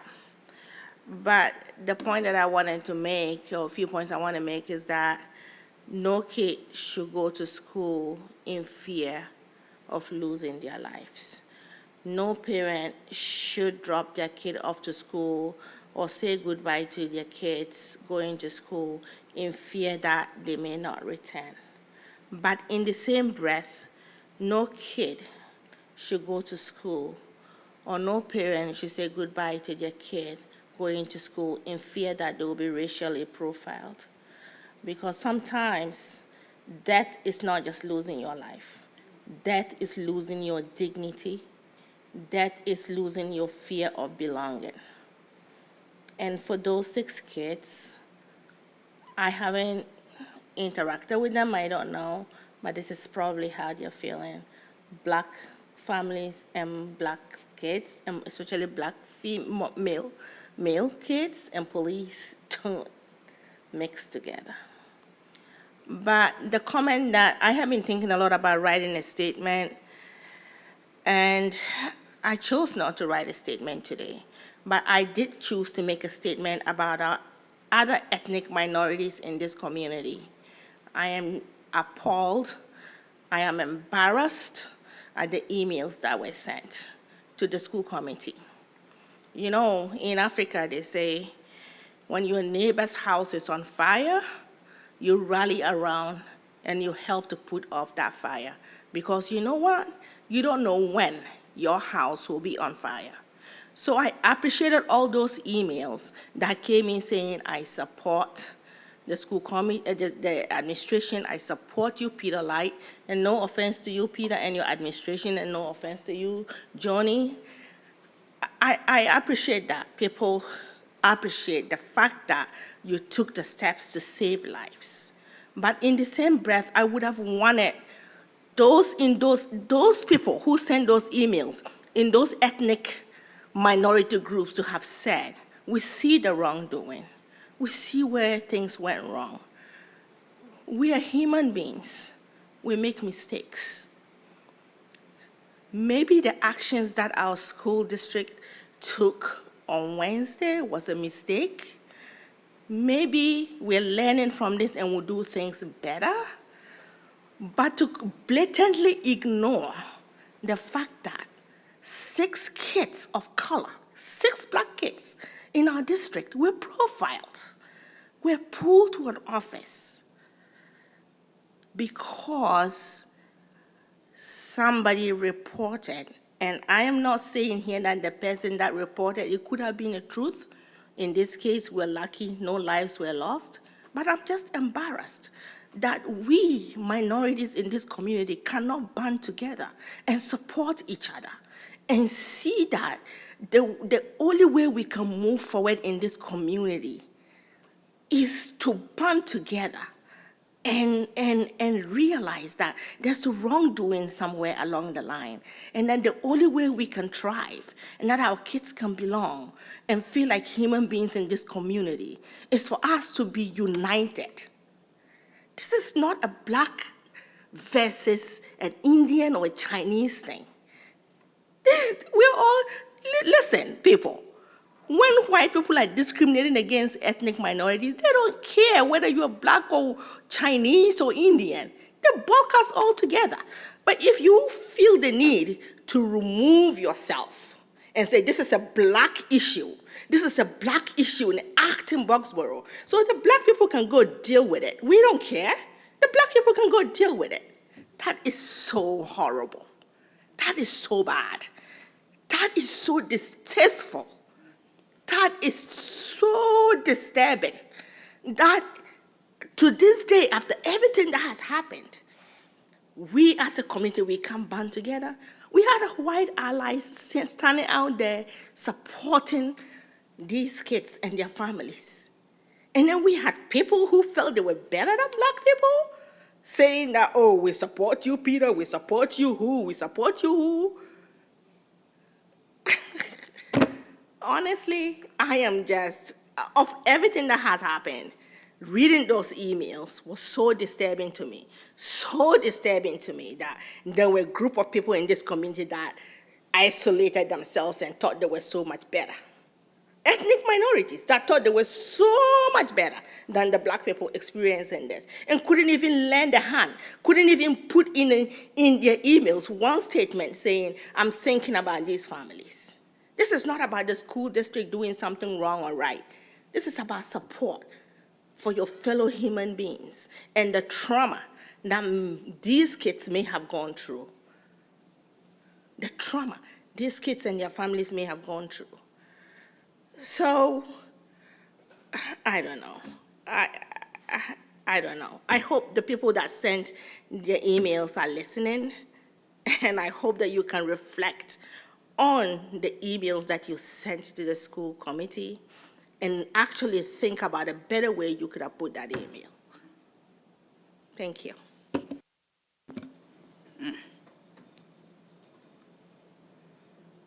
Hi, Tessa.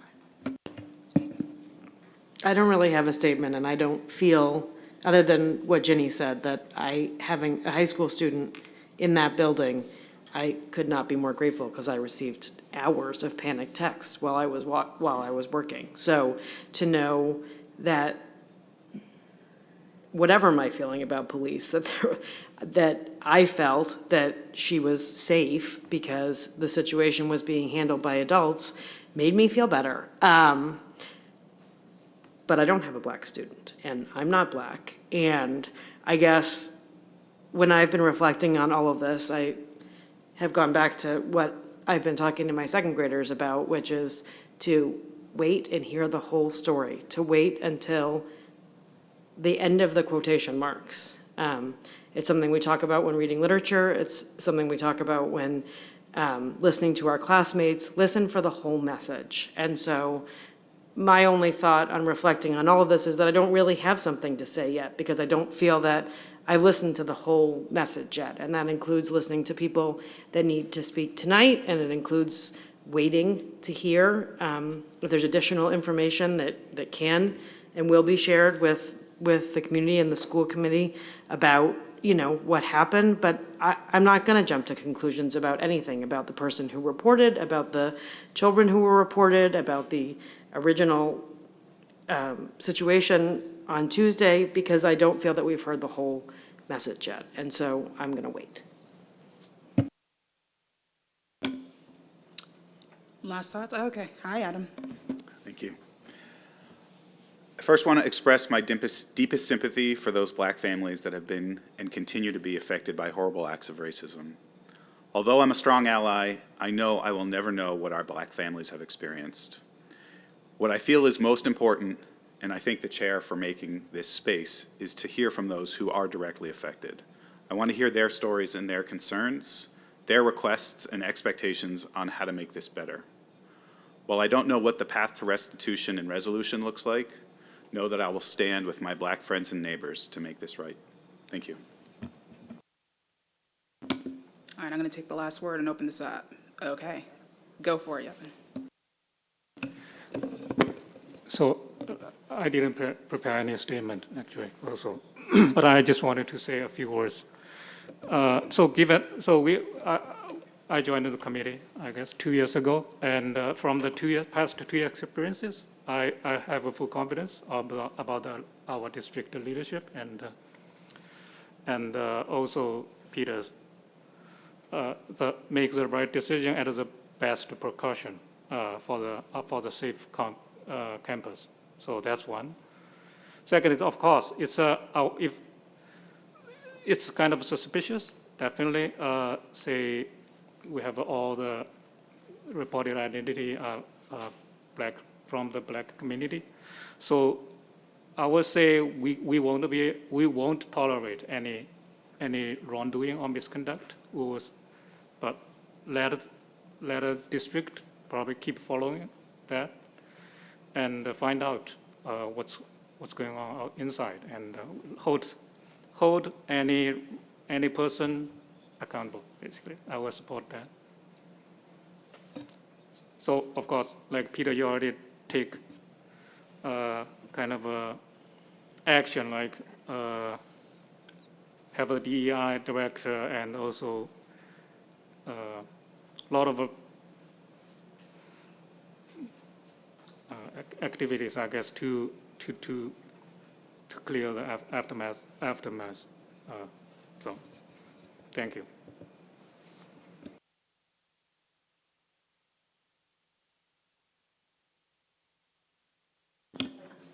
Yes, ma'am. Okay, I'm going to make a little statement, then I'm going to open this up. And I will say I wrote my comments before I got what I wanted, which was a direct address to our Black neighbors and Black community. So I want to say thank you so much for that, Peter. So I will say that I wrote this before new context, so I am a bit more satisfied than I was when I wrote this. So I am the mother of 2 biracial boys. My eldest son, a 6th grader, is about as tall as I am, and he is only 11 years old. I lose sleep thinking about these years ahead of him and for our family. I know I cannot shield him from the dangers of being an adolescent Black boy in America. So many systems in our country that touch him are designed to confine him, punish him, exclude him, or otherwise prevent him and other young Black people from living fully and happily free.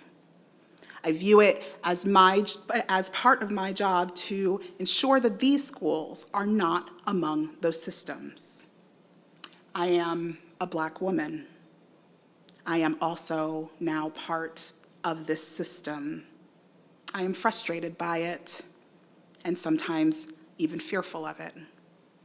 We have been through this cycle before in our community, even since I started my service on this committee multiple times. A racially charged incident happens, outrage rises and falls, the district works in the background to quietly calm the waters, and life goes on until the next cycle starts. I will be blunt here, because I think we can only confront the truth if we say it out loud. Among some, Acton-Boxborough has a reputation for not being fully inclusive and welcoming of Black kids. Microaggressions turn into tension and mistrust. That mistrust grows and is then confirmed by stories shared family to family, mom to mom, kid to kid. If you're not familiar with this reputation, consider yourself lucky. But for some of us, it is very real. And yet, we endure. Black people have been here since the founding of this town. We belong here. Our children deserve to receive this excellent education. And so we advocate how we can, we build up our children's spirits, and we work hard to assure our children get what they need from our school communities. We've been here, and we will be here. I have been blunt, but I must also be fair. Good work is being done to build trust, do justice, and be better. I've watched the superintendent lead this work and make space for this work over my tenure here on this committee. It will take years of consistent, committed, honest work to make this place a fully safe place for all of the kids who attend our schools. I would like to see after this event, what I would like to see after this event is a breaking of the cycle of making things go away after something significant happens. I am not interested in hearing that this is a complex situation and therefore we should not have the details or be an active party to the follow-up and fixing. While I respect that this district must abide by state laws around keeping private information safe, I believe that we must get better about sharing what we can, reconciling with communities harmed by incidents like this, and sustaining a consistent effort of relationship building.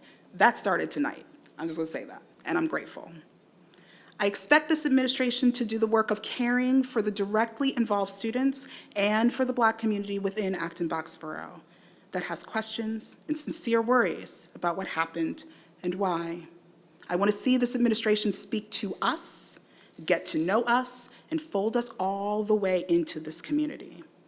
We need to stop trying to retrofit acceptance of Black kids into a system that wasn't designed for them top of mind. It is time to be brave enough to work with an explicit recognition of these truths. Black people have been here. Black people will be here. Black people belong here. Soon after Wednesday's events, I asked Superintendent Light to undertake an investigation of the events and to outline to the community how the district will make students of color feel safe in our schools in response to this incident. That has started, and it was outlined tonight. I view this as another part of ensuring that our community understands what happened and what steps need to be taken to prevent incidents like these. I look forward to seeing this work happen as part of a process of healing and growth that our communities must continue to pursue. As a Black mother who worries about her sons and is chair of this body, I thank you for your attention and for your consideration. And now I'm ready for public comment. Kyra? Yes. It was mentioned to me that that the link that we sent on YouTube may not be working. So I don't know if there's anybody to check and make sure that this is being broadcast properly. I think that was addressed. I hope so. So we've been exploring this. For some reason, the connection is not working, and so it is being fully recorded and will be posted as quickly as it can be. But there's difficulty seeing from home right now. Okay, excellent, thank you. Thanks, Liz. All right. How much, what's the time limit? 2 minutes. So I had a statement written, but I'm kind of throwing it out now just after hearing some of the things that were said. So I'm a veteran, and like back in, I think 2006, I was in Iraq on base, working on planes, and my mother was worried about me being out there, being fired on by insurgents with mortars. But she did some research, and she realized I was safer there than I was in New York from being shot by police.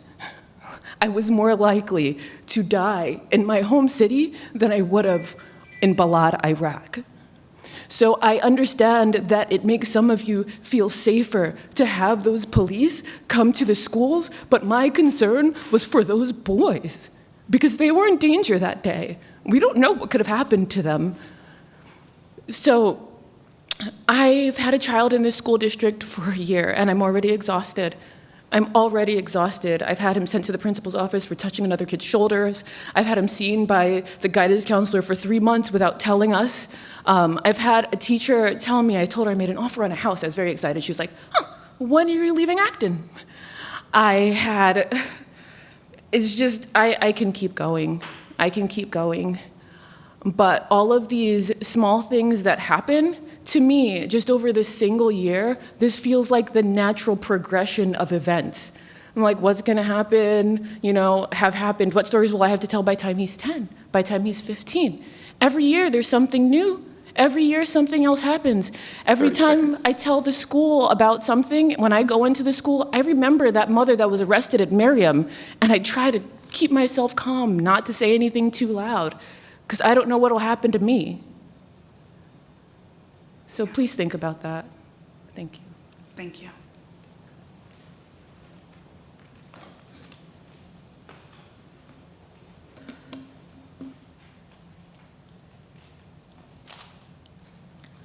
I'm a parent of a high schooler, and last Wednesday was a day from hell. I was thankful that nothing bad happened. However, I was also very hurt, and I didn't know how to respond when I heard about the kids that were targeted. And it could have been my child that could have been in that kid's position.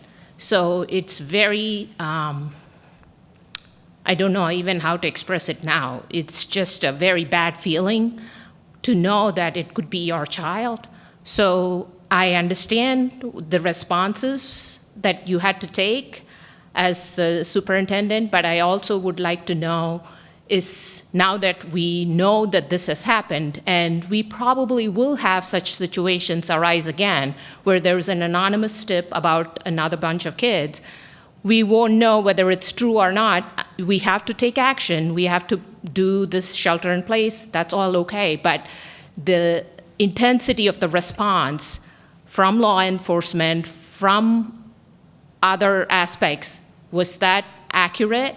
Is that something we should be looking into further to make sure that we have an appropriate response for situations like this? Because we do know that this is probably going to happen again, if not in our high school, maybe in another school. So I just hope that we as a community can come up with a better response for the future. Thanks. Thank you.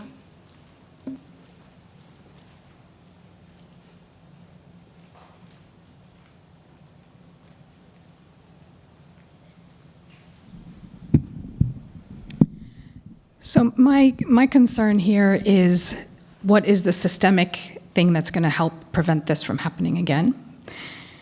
So one thing I heard was that some adults did notice that all the students who had been identified were Black, and I wasn't quite sure if that was school district or police or both. And so my question is, what happened with that information? Was that observation not enough to prompt an investigation? It seems like only after the community came up in uproar was it announced that an investigation would be initiated. What I'm asking for is a protocol that ensures that if there is ever an incident like this that will impact our Black students, that the district hold itself accountable by initiating that themselves. I know the district and the police department have gone through many trainings, and so what I hope and expect is that over time we are building the muscle, a race equity muscle, a racial justice muscle, to notice and name when this is happening and to take appropriate action. Also, one thing that really, for me, speaks to the humanity with which we hold our students is in each communication there was effusive gratitude for the police department.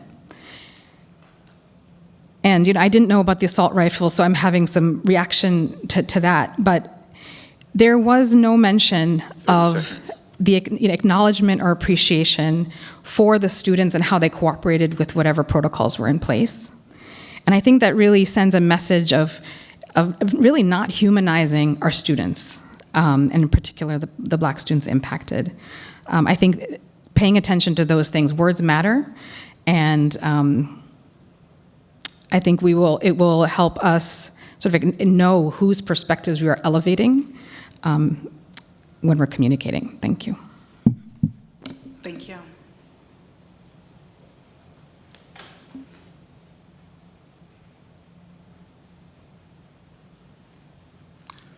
Just wanted to echo some of the sentiments expressed earlier.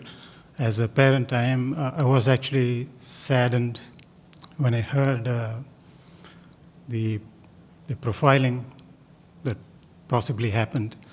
And I think we have to, it's not an easy problem for you to address going forward. It is sadly a reflection of what's happening in the country as a whole for a while now. But I think as a community, at least as a town, it would be good if there's some reach out program arranged so we can at least discuss this among parents, just to express support. Thanks. Thank you.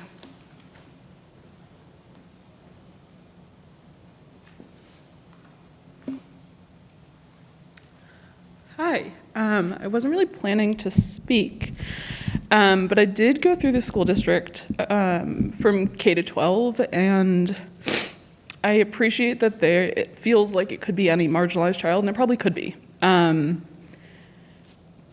also, anti-Blackness in particular has a connection with police and policing, and also is particularly insidious in this community, in this nation. And so I hope that there's an appreciation for the collective experience of being marginalized, and also noting that Black students and families, and Black men in particular, are going to experience this differently. And I watched this happen. It feels like not a lot has changed. I watched students being marginalized, and it wasn't me. I am Indian. And my experience at AB, after formally learning about the school to prison pipeline, launched me looking into disproportionate disciplinary actions because of what I watched at the school. And so it feels like there's not a whole lot changing. And I just want to lastly note and appreciate the particular emotional labor that the two Black women on the school committee are doing and are forced to do by way of their position on this committee, but also just because they belong to this community. And so I'm sorry, but I appreciate both of you. So thank you. Thank you.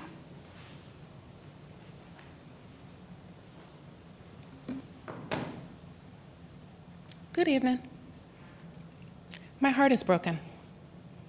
I want to say that one more time, understanding that I probably only have 1 minute and 33 seconds left. My heart is broken. I have a 13-year-old daughter. She is 12 months out of being at Acton-Boxborough High School. She has had 8 years of having macro-level microaggressions where people anticipate my excellent child being less than excellent, needing some sort of support that she does not need, being outside of what is typical, not being received, and not being received for her own humanity and for who she is. She's also stoic. She's not bubbly. She doesn't complain. She puts her head down. She does what she's supposed to do. I heard from my 13-year-old daughter about this. I did not hear immediately about this from where I expected or anticipated it, and because we are also a military family, thank you for your service for sure, we put our heads down and we do the right thing. And we anticipate that we will earn our place in this world. So when my daughter told me all of the kids that were pulled aside were Black, I didn't believe her. And this is how we reinforce macro-level aggressions. This is how we reinforce and make real that whole thank you, police, thank you, this one for making that decision, and not going and saying, I'm sorry, kid, and not going and telling the parents what happened more immediately. Now, I do not want my child to be on the front of somebody's shirt because she did not survive a school shooting. I most certainly care about that. I most certainly care about that for all of our kids. There's a reason that we picked to live here. Part of it is that perception of safety. But just as someone else has stated, my husband having been in Afghanistan, I knew that he had an increased likelihood of harm and danger and death here. And I anticipate the same for my child, and they deserve better than that. And we deserved more rapid communication. Thank you.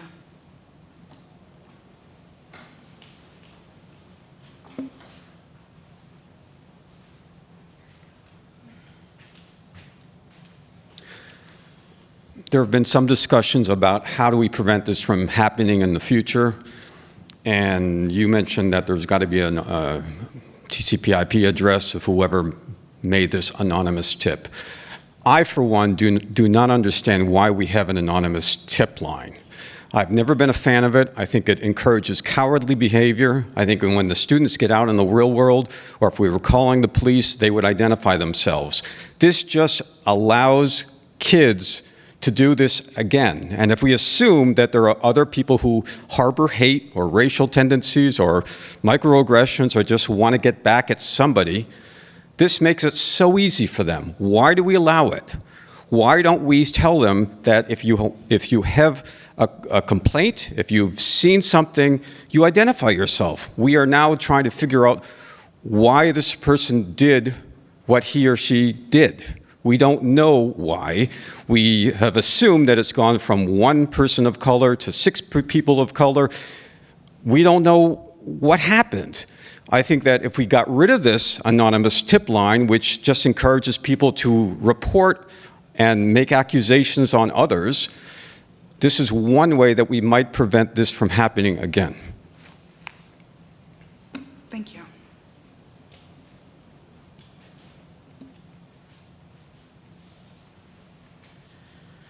Hi, I did not intend to come here and speak tonight. I mean, There's no way we're going to be able to hear you. I'm so Oh. sorry. Is that better? Can folks hear? Okay.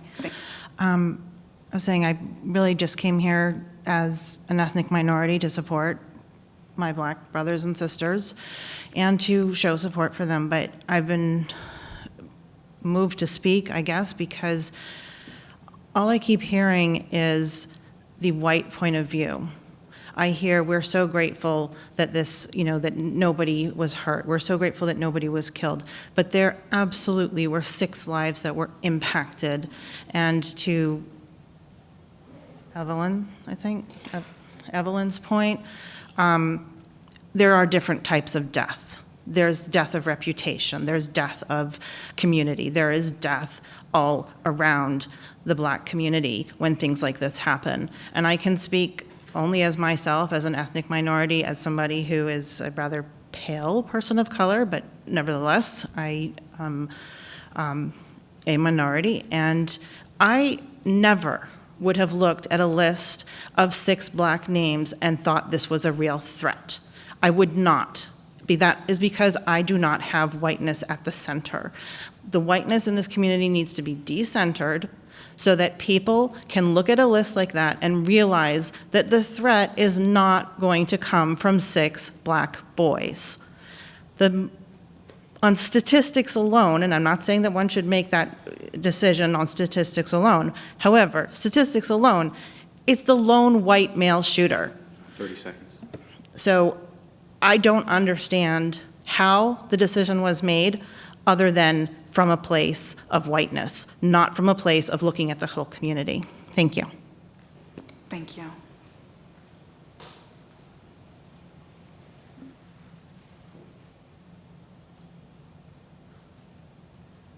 Good evening. My name is Alyssa Nickel. I live in Acton.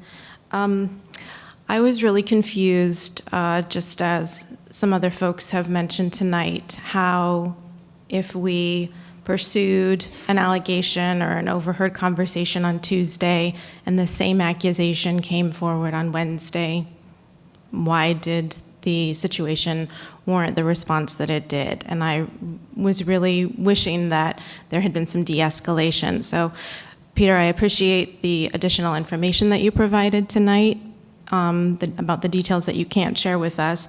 But because I was so confused about this assessment and response, I did a little bit of digging to try and determine, because as the previous speaker said, I would not have responded that way. I would have immediately thought this is not a credible report, seeing 6 Black individuals named.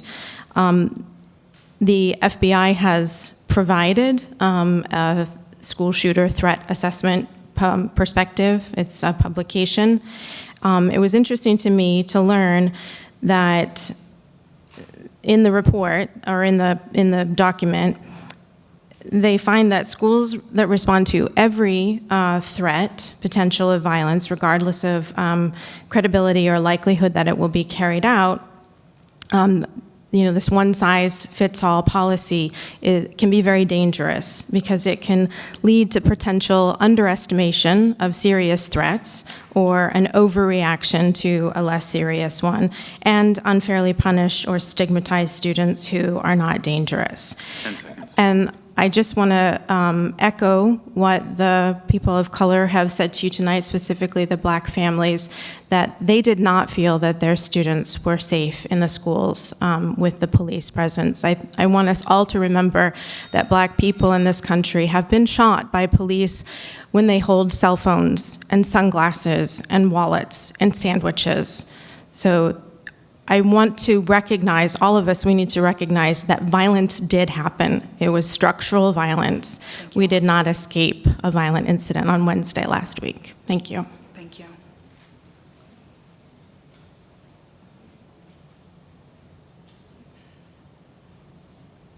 The space has been made.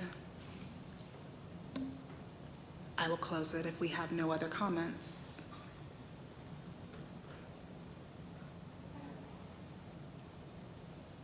Okay, Evelyn. I have a comment that is bothering me from what my fellow school committee member Yeben said. I don't think that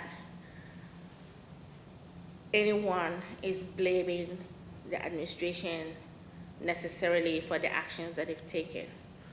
I think that what we're asking for is an acknowledgement that 6 Black kids were profiled. And I don't know if you were listening, but Peter said at the end of the day, there was no substantive evidence that anybody had a weapon in the school. So harm was caused, although unintentionally. So I'm bothered about the fact that you said that you support Peter and you support the administration to keep your kids safe. I want my kids to be safe. I want them to be safe. I want every kid in this district to be safe. That's why the 11 of us sit around this table and donate our time to do what we do. We give generously to this town. We spend hours reviewing packets. We spend hours around this table. Family time that we should have been giving to our families.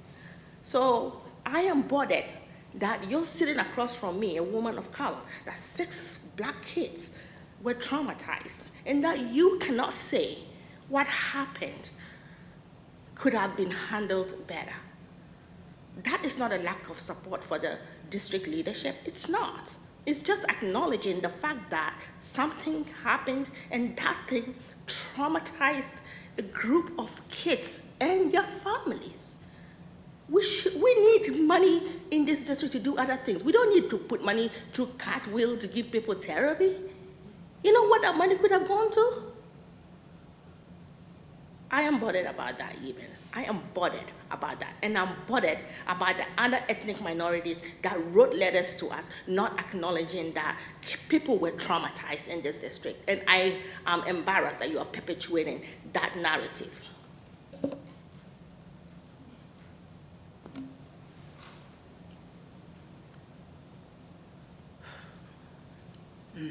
Okay. All right, I'm gonna close this up. Thank you for this discussion. Thank you to y'all who came. Thank you for your comments. Thank you for your time and energy. If there is more that you would like, because you do not want to speak out on camera, I understand. Send us an email. We have the shell.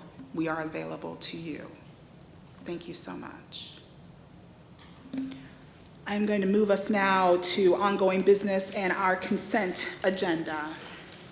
Items on the consent agenda do not usually require discussion and are approved with one vote unless any member would like to hold an item for discussion and a separate vote. I will read each item name, and if any member would like it held, please say hold. Members do not have to have attended a meeting to vote on the minutes. Item 1, approval of ABRSC meeting minutes of September the 8th, 2022. Item 2, approval of ABRSC meeting minutes of September 15th, 2022. Recommendation to approve assuming responsibility and oversight of the planning and development of the junior high school technology education program. Hold. Okay, that was held. So I'm pretty sure that means we have to talk about that. Yes? Okay, so then can we vote on the 2 consent agenda items first? Thank you, Beth. Okay, that was Ginny who moved and Ben who seconded. All those in favor say aye. Aye. Okay, so we are now discussing the held item. Yes, thank you, Adam. So I just want to make sure I clarify this, and I wanted to bring it out because we had a pretty thorough discussion about it previously. This item is related to withdrawing from the Minuteman Tech program at the junior high school and continuing that program with preferably the staff in place through the district directly. That is true. That's the question. Right, and I think we had a contingency on whether or not we wanted to hear about the staff members. Is that why you're stopping us, Adam? I'm stopping us only because we had a pretty thorough discussion of it, and I felt that there was also strong community input, and I wanted to give Moment one more time to see if there was any additional discussion or information and vote on this deliberately on its own as a part of a consent agenda. Thank you. Yeah, Marie, can you provide a little bit of an update by way of staff? Yes, so we have worked with the teachers in the program and the Acton-Boxborough Education Association, and we have a memo of agreement with both individuals that after your vote tonight, we'll ask the chair and the individuals to sign. So we're in full agreement that they will continue to work for Acton-Boxborough. Excellent. Thank you. So with that, then, I recommend that we approve assuming responsibility for the responsibility and oversight for the planning and development of the junior high school technology education program. Okay, so Adam moved that and Ginny seconded that. And just so we can say it loudly for the folks in the back, those 2 staff members are staying on at the junior high. So don't email us about that one. Please and thank you. Okay, so then I'm good on on consent. Oh, I'm so sorry, y'all. All those in favor say aye. Aye. Thank you so much. Oh, any opposed? Any abstentions? Thank y'all. Huh? We're good? Okay. Woo, Lordy. Subcommittee and member reports. Pool renaming. Pool renaming? Do you want me to go? Yeah, I'll let you go, because I was in the middle of dealing with the work thing. Yeah, I already spoke to this a little bit earlier, but we had a meeting of the subcommittee. We had a good discussion. The subcommittee determined that based on all of the community feedback, which really had focused on renaming the pool after Jeff, that would be the focus of the community survey that we sent out. That's been sent. We're giving it 2 weeks. We're going to reconvene at the end of that, review feedback. If the feedback confirms that, we want to move that forward, then I think probably we're on track for about an October 20th recommendation to you. And if the feedback were to lead us in a different direction, that might be delayed, but that's kind of the course we're on right now. Budget sub. Yes, thank you. So the budget sub met for the first time this year, this Monday. We did receive a preliminary budget update from Dave Vertolino, which we will be receiving from him formally in a future meeting. We did get a quick update on where we are, although we're just finishing the first quarter of the FY23 budget, and we began to discuss our budget calendar for this year. Dave also was very gracious and provided a finance overview, school district finance overview, not just for the new members of our budget committee, but also a great reminder for even some of us veteran members. And we will be working on our calendar, but we will be meeting typically the Monday prior to our school committee meeting. So 2 weeks from this Monday, we'll be meeting again. Yes. Policy sub is coming, right? You haven't met yet. Monday. Thank you very much. Oh, is there a question? My apologies. Hi.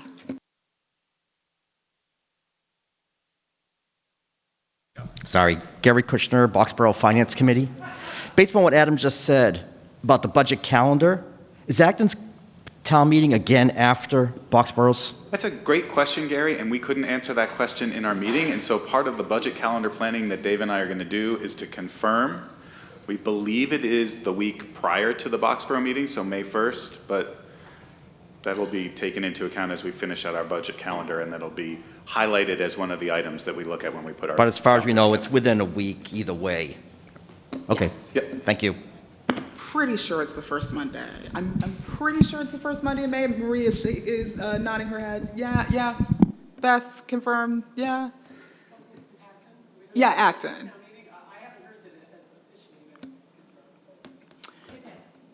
Okay, so Marie says, yes, it's confirmed for the first Monday in May. She's gonna look at her calendar, but we're pretty sure that we're going first. It's the first Monday in May. Y'all, okay? Your mic is on. Do you wanna, you wanna do the warrants? Yeah, why not? Thank you, sir. So I move that the school committee vote to approve the below-listed warrants totaling $3,255,771.36. Payroll vendor warrant as follows: 23-005 PR dated 9/8/2022 in the amount of $546,394.36, and payroll warrant as follows: P2305 dated 9/8/2022 in the amount of $2,709,377.00. I need a second. Second. Okay, that was Adam and Rebecca. Hey. All in favor? Aye. Any opposed or abstentions? Thank you so much. I did good. All right, that passed. Yay. All right, so Peter, would you like to highlight anything before we adjourn? I'll just mention two quick things regarding the MASC conference. If you're intending on going and have not yet registered, now would be a good time to do that. As a reminder, that comes up in the first week of November. Our district is actually doing two presentations at the conference. One is around some of the work we're trying to do with the Leadership Academy and culturally responsive teacher leaders and SEED. And then the other is focused on the building project, and Adam will be representing the district on that around, it's equitable access to air conditioning, which is a fascinating topic. It's actually more focused on the sustainability of the building, so that's coming up. November 2nd through the 5th is the MASC conference. You can contact Julie and she can give you information on registering. Well, we'll get her to do another one.